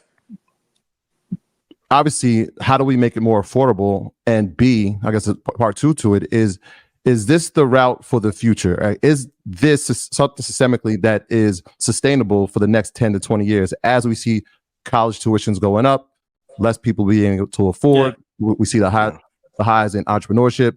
What are your thoughts around that? And that's a great question. It's an exciting time to, we got to step up increasing the return on investment in higher education. And I talk often about, a college graduate on average makes $1 million or more over the course of their career than someone who graduated high school without a college degree. So there is value in higher education. Now, not every program has the same value. So some of the things that we're working on also that doesn't get a lot of attention because it's not as sexy as loan forgiveness is gainful employment. We need to talk to parents and students directly about what the return on investment is. What is the average debt of a graduate of a specific program? And what is the average salary of a graduate of a program? So we're working on creating metrics so that families see this and say, you know what, you want to go into this profession, or you want to go into this career, or you want to go to this school, but you're going to be in greater debt than you're going to be making, than your income. You're not even going to be able to pay for it. We got to get to the root of the issue. Another thing that we're doing, President Biden and Vice President Harris increased Pell Grants for those students who have the greatest need, right, by $900 over the last 3.5 years. He's on he wants to double Pell Grants. So that's another way. So we're closing the gaps between those who can't afford it, those who cannot afford it. Another thing that we've done, and we're proud of it, we went after those for-profit colleges that they prey on first-gen kids. They tell you, sign up for this program. It's only $70,000 so that you could get a job making $10 an hour, $11 an hour. That makes no sense. Those folks get into these high-interest loans, and you know this better than I do. You take a $60,000 loan, in 10 years, you owe $150,000, $200,000, and they never get out of that. So what we did is some debt relief. We changed the root cause of the issue, and we're increasing accountability. And then another thing that we're doing, this is something that doesn't get a lot of attention. We're creating pathways to careers that don't require a 4-year degree. You could get a credential to weld, make $80,000 at a shipyard, go for your 2-year associates, get more credentials on coding, and now you're coding a machine that's welding. You're not doing the welding. You're making $110 a year. That's happening all over this country with the legislation that was passed in the first 2 years of the Biden-Harris administration. Those careers are going to create such a competition for these 4-year schools to say, we better step it up if we want to stay relevant. That's what's happening under our eyes right now. So I'm excited about that as well. There's more opportunities for students when they graduate than there were 4 years ago. Can you talk to me like a third grader really quickly? Like, why can't we have like a national curriculum reform with the advent of apps and technology making it easier, where there's a curriculum in place where underprivileged kids can go to the Department of Education's website or YouTube page and they'll get certain lessons by grade to keep them up to par, especially as America is losing some of its competitive edge to other countries? What are some of the roadblocks that are facing doing something like that? Yeah, that's a great question. As an educator, as a father, that's what I would want, right? But the way our system is set up is different than other countries. I've talked to ministers of education in other countries. I've been to other countries. They have a unitary system, meaning it's a federalized education system. Our federal government does not recognize a one curriculum for the whole country. Every state has their own. I guess that's just the DNA of our country, right? We have independent states. And as I said before, there's risks if you have one system, because then you have somebody like my predecessor coming in with wild curriculum that is bad for some of our students. So that's the root cause of it. Now, I will tell you, there are programs that are used in every state that help. An example of that is like Khan Academy, where they have math concepts from elementary age all the way up that could be used in after-school programs to enhance school. But the way our laws are written, the responsibility of public education really falls on the states, not on the federal government. Our job is to enhance and support it and then provide civil rights for education, but not necessarily to drive the curriculum. So I know the student debt relief, President Biden wanted to do even more, but I know the court system struck it down. So we're at the tail end of his administration, and you guys are full-fledged campaigning for the vice president, right? Right? You're part of the campaign, right? No, actually, still serving as secretary. On my own time, I can campaign, but full-time, still working on the agenda that the Biden-Harris team laid out. Okay. So you can't speak to her policies, only his policy. Correct. Yeah, that would be violating the Hatch Act. But what I can tell you is we're still not done, right? We're still fighting.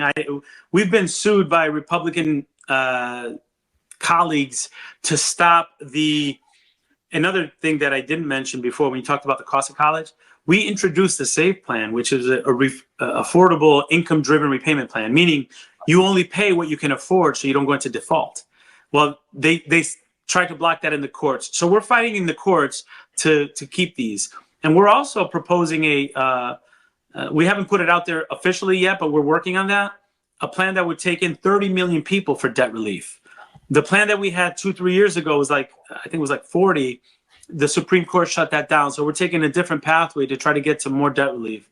So we're going to continue fighting this, and as long as we can, because we know it's making a difference in the lives of the people who are getting debt relief. And let me remind you, those dollars are going back into the community. These people are buying homes, opening up small businesses. They're helping their children in college. So I push back when people say, well, taxpayers are paying that. No, those dollars are going back in, especially for public service loan forgiveness. These are public servants.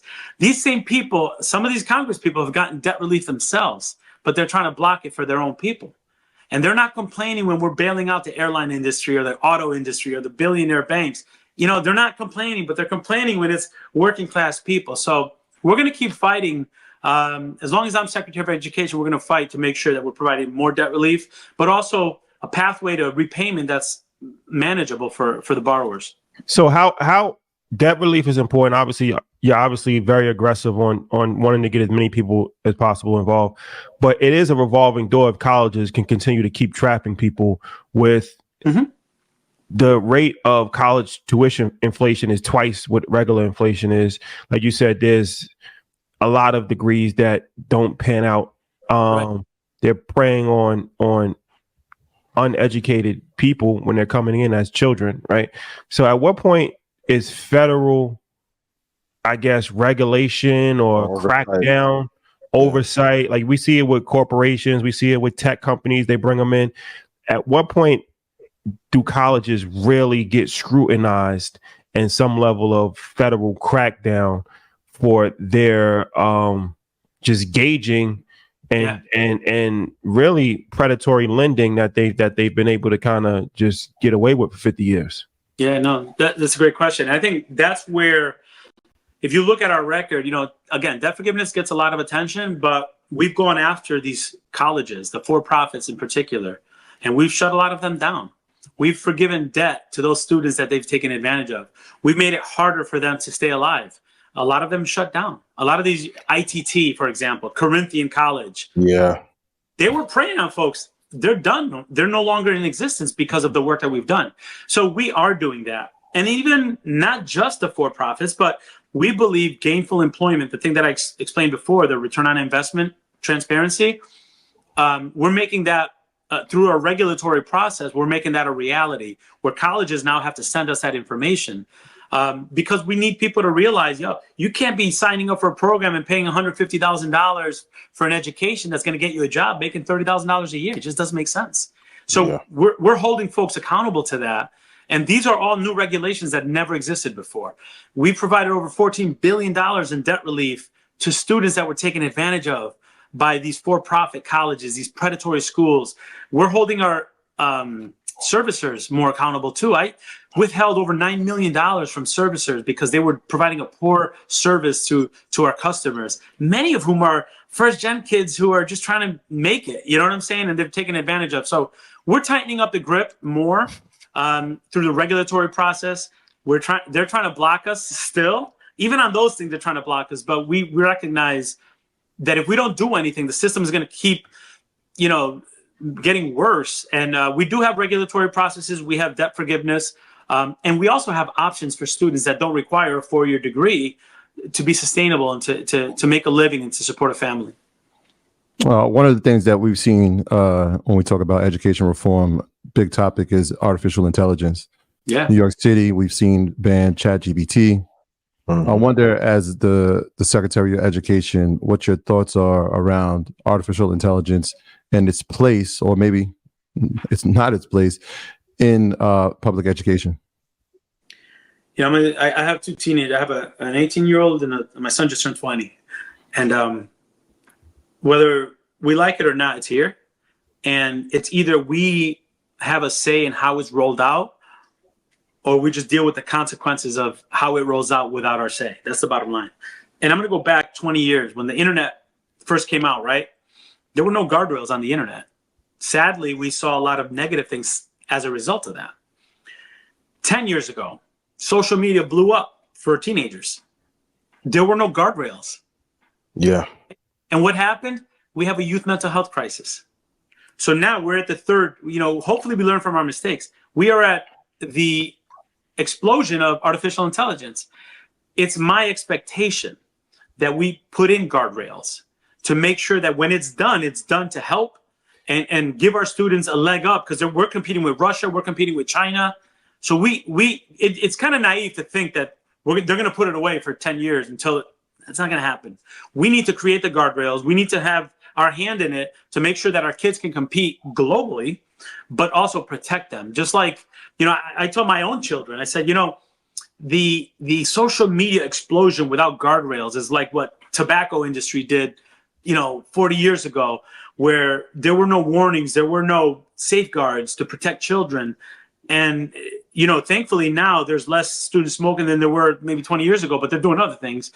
But my point is, we have an opportunity to learn from our mistakes in the past. And we need to put in guardrails. We need to put in regulations to protect our children. But we also cannot be naive to think that we're going to stop it, right? It's like saying, social media, they're going to find it some way. Wouldn't you rather do it within safe parameters? That's our job as adults, to make sure that our systems are evolving at a pace to protect our children from what they're going to see when they're out of our schoolhouses if we don't protect them. What are some things educationally other countries are doing that you wish were implemented in our education system in America? Are you referring in reference to social media or AI? Or No, just other countries in general that are doing well in terms of how they're educating their children. What are some things you wish we can implement here for the parents watching tonight? And for context, I think that's important because it's a great point.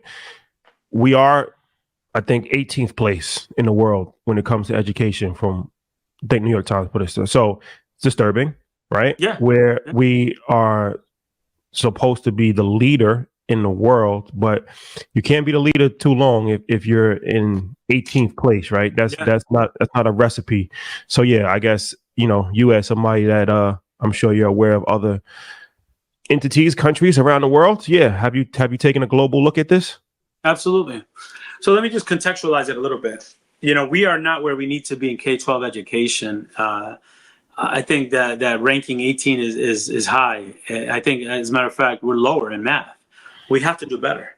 But I will contextualize it by saying in a lot of other countries, they may not even be educating all children. You know what I'm saying? Where public education is for all students. And I will say that our universities are still the envy of the country, of the world. People are sending the highest performing students from other countries are coming to our schools to get their higher education. But it doesn't mean we have a lot of work to do. And I think, I talked to the Minister of Education from Finland. I've engaged and worked closely with the Minister of Education in Singapore. And I've seen internationally what they do well. And the reality is they invest in high quality education. They want their highest performing college students to become teachers. They want that profession is sought out to be the most noble profession, where here teachers get paid 25% less than people with similar degrees in other professions. Mm-hmm. Where here I have to fight to give loan forgiveness to teachers who have to drive Ubers on the weekends and bartend on the weekends to make ends meet. We have in about 38 of our states, teachers qualify for state assistance. You don't see that in Finland. That's crazy. We want Finland results, but we don't put in the Finland investments. You follow? So there are things we can learn from other countries that they say, no, we recognize education is an investment.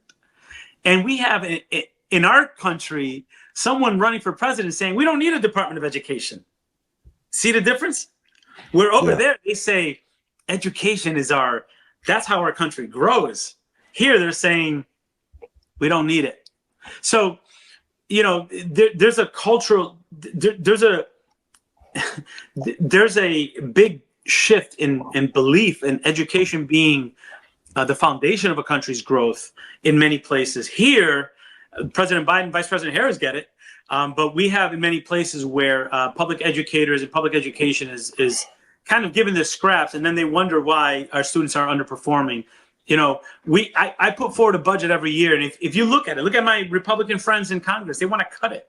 Title I, which is intended to help kids read. There was one year where they proposed 80% cut to it. So you either value education or you don't. Don't get mad at the results if you don't value it from the get-go. And that's why I think people need to realize what's at stake in this election. You know, I'm not telling you who to vote for, but I'm telling you there's a lot at stake when it comes to education.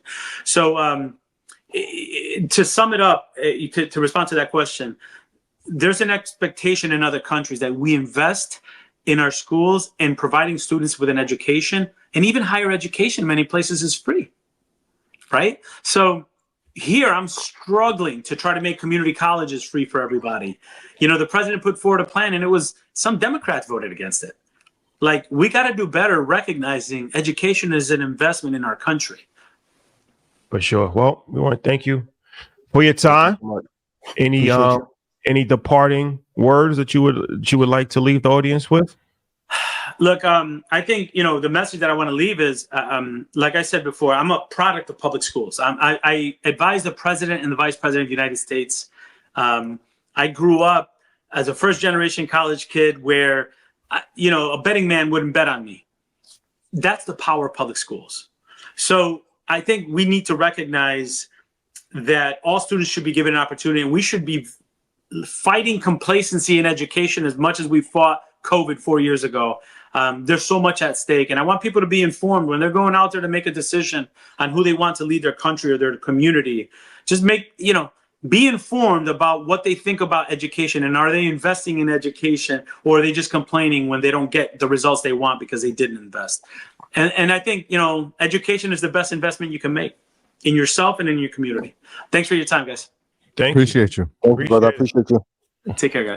From one public educated person to another, man. We appreciate you. Yeah. Yeah. A great person.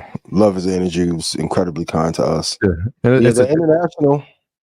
I was gonna say it's a tough job. Like you said, he's looking over the entire country. Yeah. States have their own mandates, but that's part of it, right? Who are you putting in front of your community when you're choosing who the community leader, who the town, all these things play a role. Who's on the school board, all these things play a part in it. Teachers, we always say this, right? Like, teachers are the most important, in my opinion, are the most important professions in the world, right? They actually mold and help shape the minds of the next generation. But the compensation for it is, in some states, is laughable. So how are we, what is the expectation? And when you're talking about being ahead and closing that gap, like 18, like you said, is the math scores are far worse. Yeah. How do we get, if we're not providing them with adequate resources, with adequate training, how do we do that? It's a question on a state level, on a city level, on a township level that we really should be asking. Yeah, for sure. And is it done by design or by accident? For sure. So system broken, the schools closed, the prisons open. But I think it's important for people to just be educated on the political system because, like I said, you know, he's a cabinet member. Mm-hmm. Do you know the cabinet members? Their names or the cabinets? Like the cabinets. I don't know all of them. I knew Betsy DeVoe Advocacy when she was in place. I was teaching at that time, and some of the things that she would say, I was just like, oh my gosh, this is the leader of our country. So there's 15 cabinets. If anybody puts those cabinets in YouTube within this next minute, minute? That's 10 seconds. Now, 10 seconds. They don't get on Chat GPT. This is important. No, this goes back to civics class, and this is what you're talking about. Financial literacy is important, but political literacy is vitally important as well. Really most people have low levels of political literacy, right? So there's the Secretary of State, there's the Secretary of Treasury, there's the Secretary of Defense, Attorney General, Secretary of Interior, Secretary of Agriculture, Secretary of Commerce, Secretary of Labor, Secretary of Health and Human Services, Secretary of Housing and Urban Development. That's what Ben Carson was, HUD. Secretary of Transportation, Secretary of Energy, Secretary of Education, Secretary of Veterans Affairs, Secretary of Home, and Secretary of Homeland Security. are all of the U.S. Executive departments. And something that, when you think about it, when you ask the average person, what does the Secretary of Education do? They would say that they run the education department, right? Pretty straightforward. Yeah. Until you realize that, well, it's not really that simple, because states have their own educational boards. And so the head of education is not the head of education, really, right? Like the head of education, they can't mandate what happens in Louisiana or Texas. This goes back to this Donald Trump conversation a few days ago. I don't know if you saw on Fox, when he said that he wanted to change that, in a sense, and have the federal government really in control over what states are doing. And then that's when they asked him, well, what if one of these liberal cities like San Diego has curriculum about how America was founded on stolen land and built off the backs of slaves? And he said, if they try to do that, then we would revoke funding for them, and they would be punished for teaching that. Project 2025, right? I thought y'all said that wasn't real. Remember that whole debacle was going around? Never heard of it. What? I never heard of it. So We're not going to fund them. That's crazy. So yeah, that's why it's important too. Like, to what you're saying, like the superintendent of your school district, like you have a say in that. The school board, like you have a say in that. Like we went to school board, just as simple as something as putting vending machines in our high school. We were at board meetings once a month for 3 hours for them to talk to us for 60 seconds.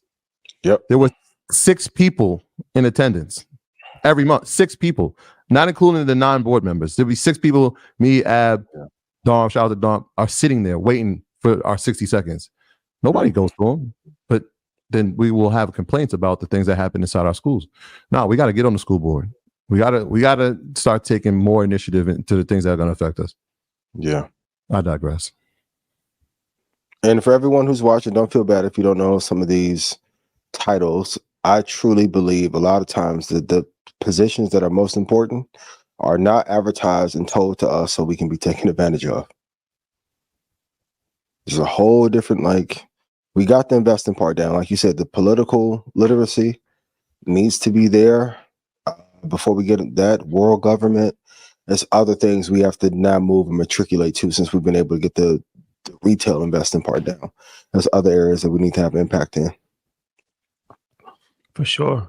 How do you feel about gambling and even like futures trading on the U.S. election? We was at Robinhood. We was talking to Vlad about people investing on the election, kind of like in the futures market, and then gambling. They're actually making bets, billions of dollars. We posted this today.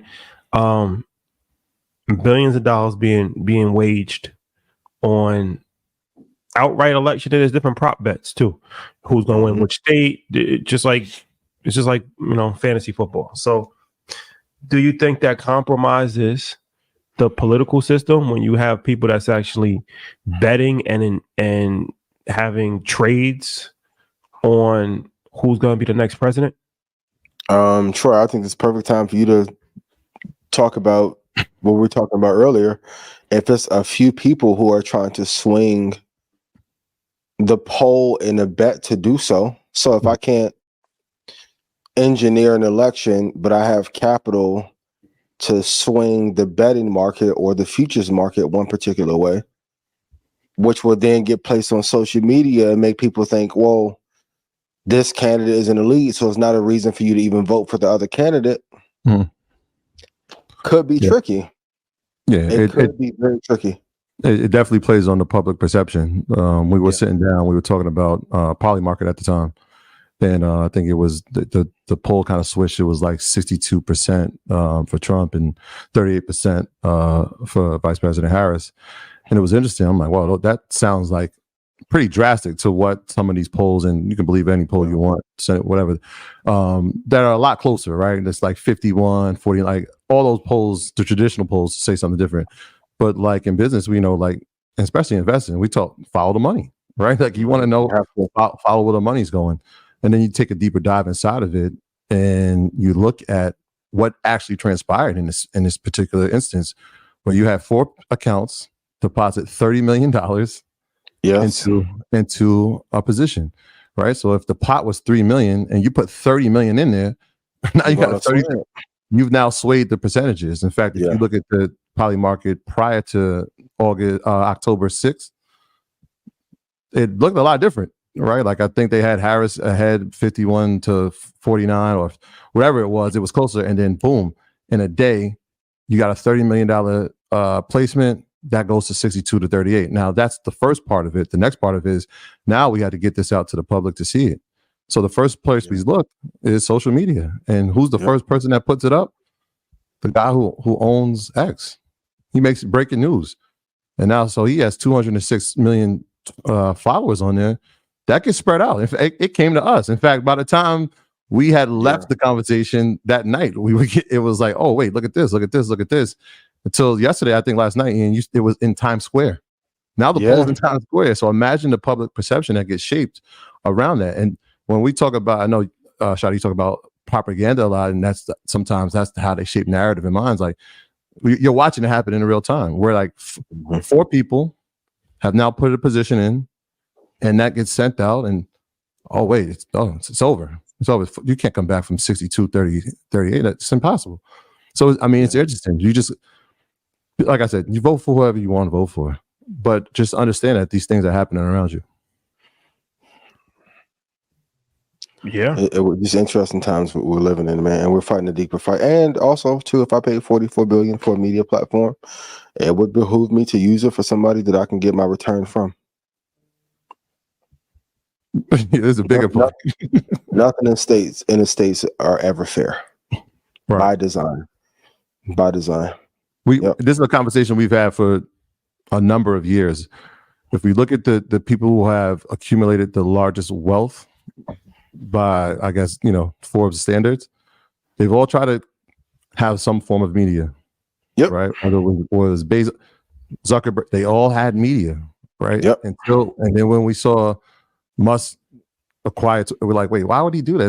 This isn't even making money. Well, when you acquire your own media, you can spread message. And that's what's happening. Absolutely. And he's so smart. Talked about this on Stock Club call, invest.com if you want to join. He's so smart that he's setting it up to avoid the monopoly charges. So for everyone's like, yo, he's going to put Tesla and Starlink together. No. That's the other 2 Tech 2 index. So if you have Starlink, Neuralink, Tesla, SpaceX, if I keep them separate, you can't break them up if I put them in one conglomerate. Keep X separate. So I know everyone's like, he's going to build a super network of. No. You forgot what happened with Rockefeller when they spun off Standard Oil and made them other 34 companies. So he's smart enough in a brilliant fashion to not make sure those companies get so much market share or market cap that the government will then come after him. Yeah, now he's got the $1 million offer a day for voters to sign a petition that he could be the Secretary of Cost Cutting. Now that's on the investigation. What a time. We thought Def Jam did something when they bought them albums back. Whoa, Jesus. $1 million is a lot of, I mean, you sign it? No, well, what's the link? I don't know. Yeah. Jesus. Yeah. He said, I'm gonna get all my money back and whatever y'all took away. I'm gonna figure this out. I'm gonna have people sign up.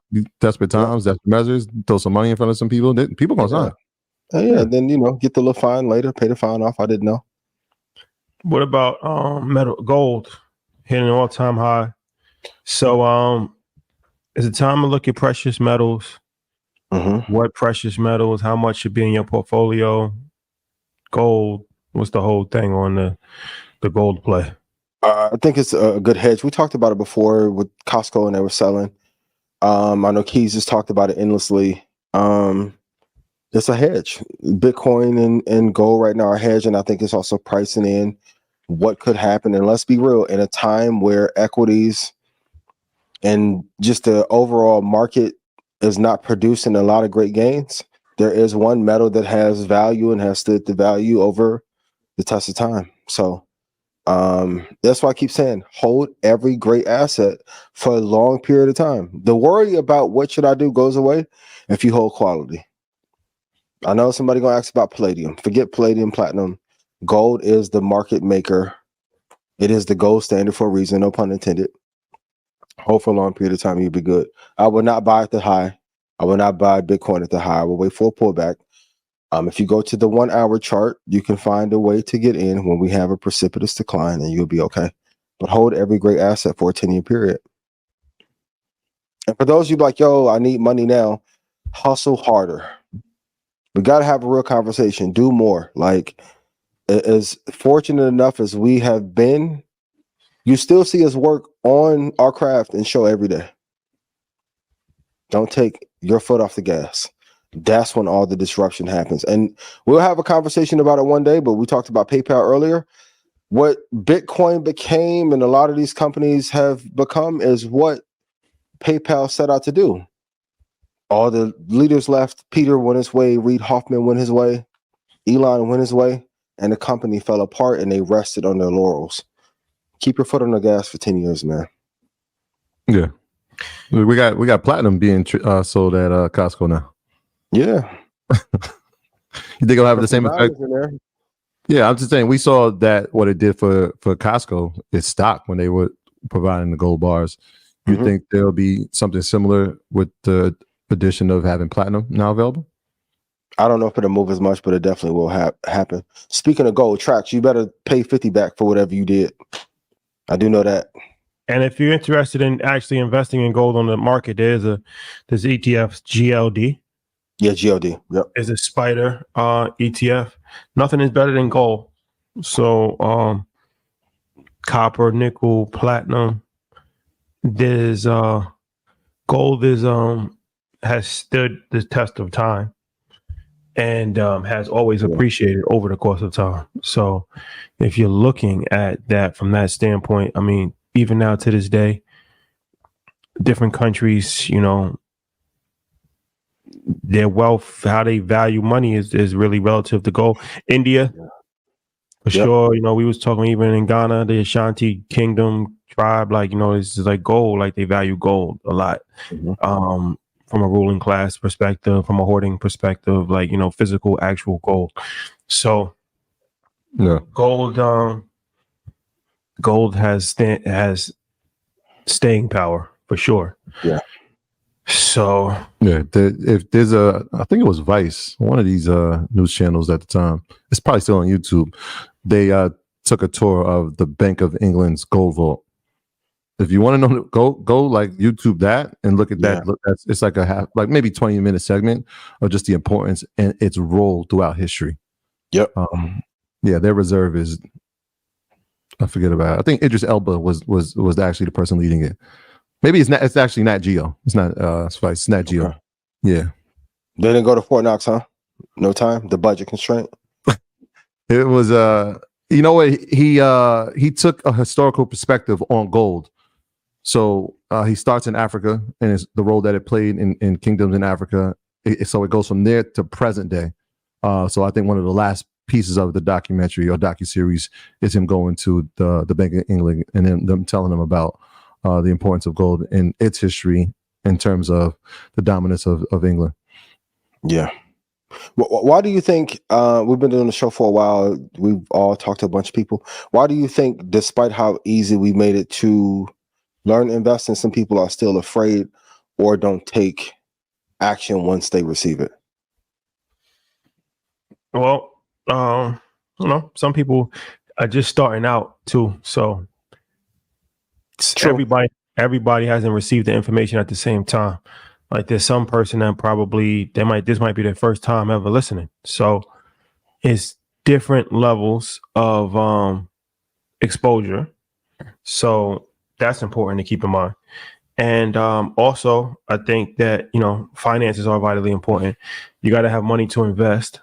So that's why it's a 1-2 combination as far as what Earn Your Leisure Market Mondays. You got to learn about how to make money because you can have all of the knowledge in the world about investing, but if you don't have money to actually invest, disposable income, then you're never going to be able to, feel comfortable actually investing anything substantial that's actually going to be able to grow for you over the course of time. So, Yeah. A variety of different factors that go into play. Yeah, I think those are two. I think trust plays a part in it, right? It's like I can watch them, but for 5 years, but is it real? Is it real until people start showing results? It's a slow grind, right? Like you said, it's day one for somebody, and so we got to be super cognitive of that and understand that it's a process, and this is new for a lot of people. Some of the topics are, like even now when I was listening at Robert, some of those topics, I'm like, that's advanced. I need to learn that. So it's new for me. And sometimes you won't even trust yourself with some of the information until you're fully educated and feel comfortable. But that's changing, man. Like you said, we talked about some of the statistics and people that now have brokerage accounts. That's encouraging. But it takes time. It's not going to happen overnight, but the signs are encouraging that it's the change is coming. Yeah. It's important to stay positive. You're right. I think that's always important. It's important to stay positive and optimistic because, it's going to take a long time for people to get out of a situation that took a long time to get into. Mm-hmm. True. So, it's breaking generational curses takes a generation. It's going to take a generation. For Black people, be honest with you, it's going to take a generation, probably 3 generations to be completely honest with you. It's going to take 100 years. I remember, what you going to say?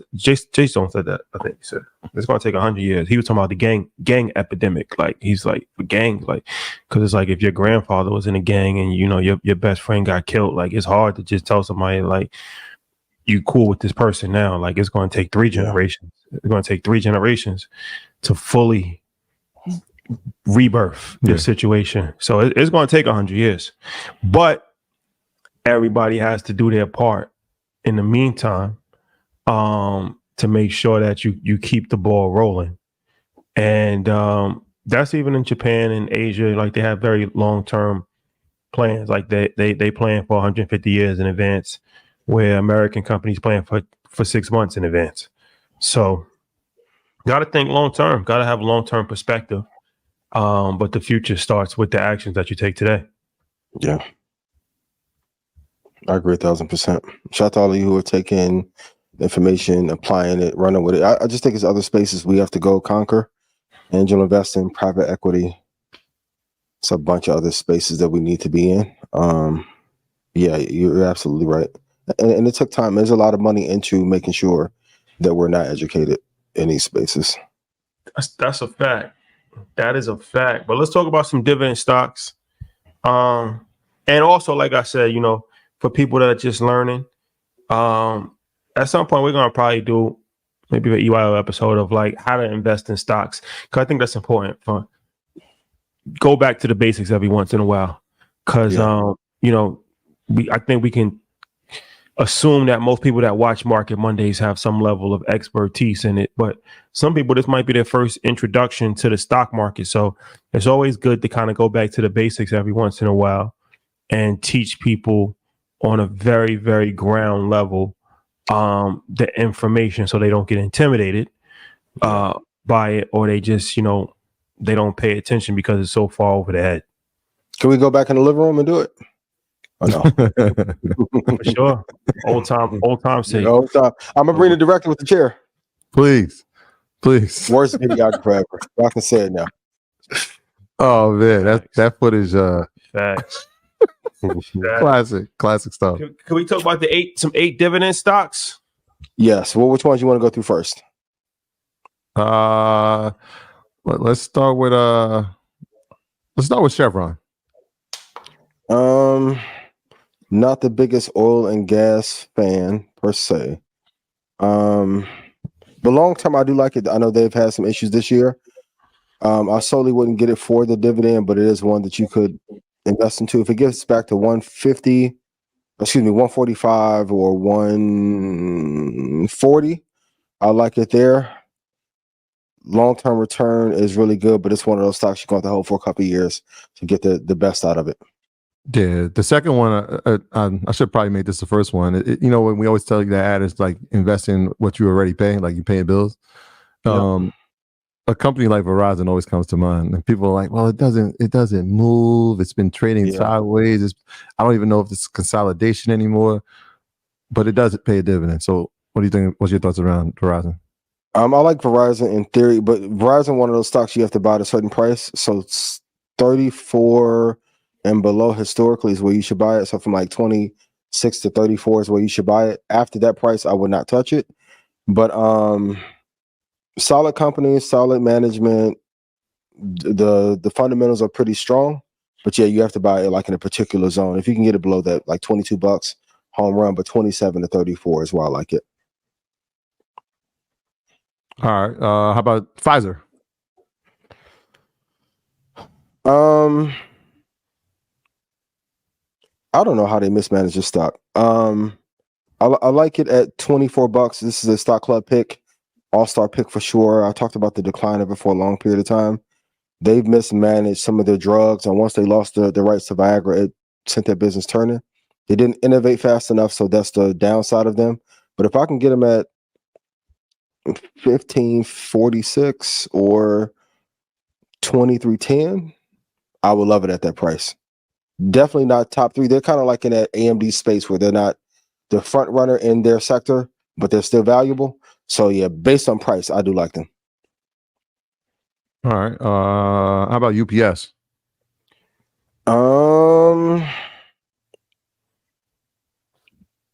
Ironically enough, I like UPS. I would like it at 124.30, and I will hold that for a long period of time. They do have some stiff competition, but if you're looking for a dividend that is not the usual dividend, based on price, I would get it at 124 or below. All right. So we got Verizon, Pfizer, UPS. How about T. Rowe Price? Interesting company. Yeah, interesting company. I definitely do like it. I know they had a great spike up in 2021. At 100 or below, I like it. Solid business, liked them for a long time. The financial space is tough, but decent dividend. And if I can get it at 100 or below, it's a great place to be able to get in if you are looking for a dividend. How about CVS? You talk about a company that we saw a spike in during the pandemic. I mean, 2020 to 2022. I mean, it was on a tear, pulled back greatly. Thoughts around CVS? I wouldn't touch unless I can get it at 31. I almost wanted to bring back Dead or Alive. At 31, I wouldn't mind it, but anything above that price is too expensive. They're currently at 58. They're in trouble. And also, too, when you're chasing dividends, the point I was making earlier is that if you have NVIDIA printing 100% return and indexes giving you 23%, 24% now, make sure you're picking a dividend that's high quality. Like, I know people leaned on AT&T for a while. AT&T is terrible stock. Don't chase a dividend where you can get that same kind of growth or better in a stock that is number one in that sector. So be mindful of that. Yeah, it's a tough space, man. When I think about CVS, all right, I would, the Rite Aids that used to exist are all gone. Yep. The Walgreens, they're cutting back on the stores, shriveling up, and Amazon's a main competitor, and that's bad competitor to have. That's not the person you want to be competing with in that space, especially when they could deliver prescriptions straight to your home. Yes, there is no go pick up. So yep. Yeah. How about Kraft Heinz? Man, this would be Dead or Alive too. So, Kraft and Kellogg's. I know y'all putting a little pink ribbon on the products for Breast Cancer Month. How about you take out the cancer causing agents out the food to show real solidarity? Kraft, I would not touch for the dividend. Shout out to the Kraft Heinz family. Allegedly. Thank you, Rashad. I appreciate you so much. They banned some of this. I just seen Fruit Loops and Apple Jacks got banned in California. Yeah, you can't put the red dye in there, and with lead paint in there and sell it to kids and think that it's going to be allegedly. This is just jokes written by 85 South. But Kraft, no. Kellogg's, no. And I think we do need, I know I'm sounding like a politician, but we do need product control and food reform in our nation at scale. That's a fact. Vitally important. All right. Well, did we get last one? Oh, we got last one. We did 8. Sirius. Ticker SI. All right. Sirius XM. Tell them I got Drew. He sent me this question, and I haven't been able to figure it out.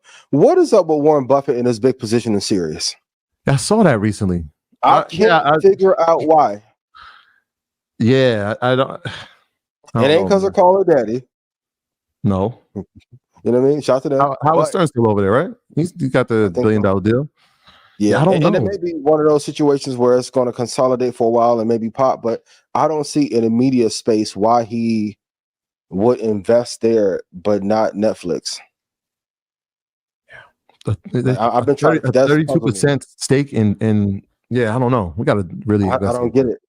Not saying it's bad, but I haven't been able to theorize or build a thesis as to why, and that's puzzling the hell out of me. Facts. Well, yeah.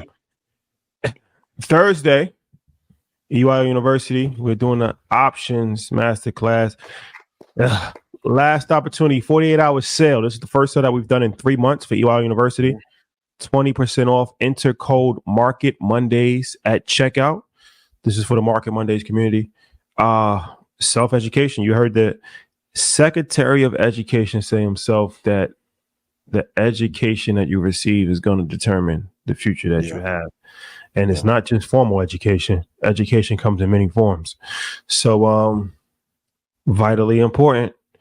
Education, taking it to the next level, making money, providing for your family, being part of a community, real estate, stocks, business. We got credit modules, everything, a little bit of everything, all under one roof. For an extremely $1,000 a year is crazy. Extremely affordable.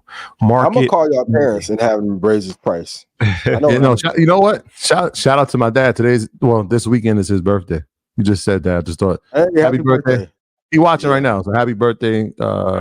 77 years young, man. A lot of experience. A lot of cricket has been watched. Shout out to my dad. Shout out. Hope y'all got cool ass dads. I love y'all dads, yo. Yeah, man. He be talking to you through the screen. I can hear him. I know, I can hear it. When I get a little bit too far left. Yeah, man. Shout out to my pops, man. Happy birthday. Salute. All right, gentlemen. It's been real. Thursday, we got an episode. Earn Your Leisure. Market Mondays, we got on Wednesday. Blackout, we got Wednesday. Yep. And then EYL University, we got Thursday before the EYL episode. So a lot's happening. You're working hard, man. Yeah, we're working. Gotta do it. A lot happening this week, but it's that time. It's that time. Election season is upon us. Mm-hmm. So it's a countdown. We gonna do a live election episode? Might as well. Yeah, we like 2 weeks. Well, monitor the situation, get the boards. Yeah. Be like Jake Tapper. Shout out to Jake. Got the ticker. Jake Tapper. Sure. Yeah. We'll put the map up. Live updates on the map. Yep. Sure. All right, guys. It's been real. I love y'all dearly. Love is love, man. Reach out, hit somebody up. One text is all it takes. All it takes. Reach out to your people, man. Spread some love, spread some joy. Be happy, y'all. Peace. We'll see you Thursday.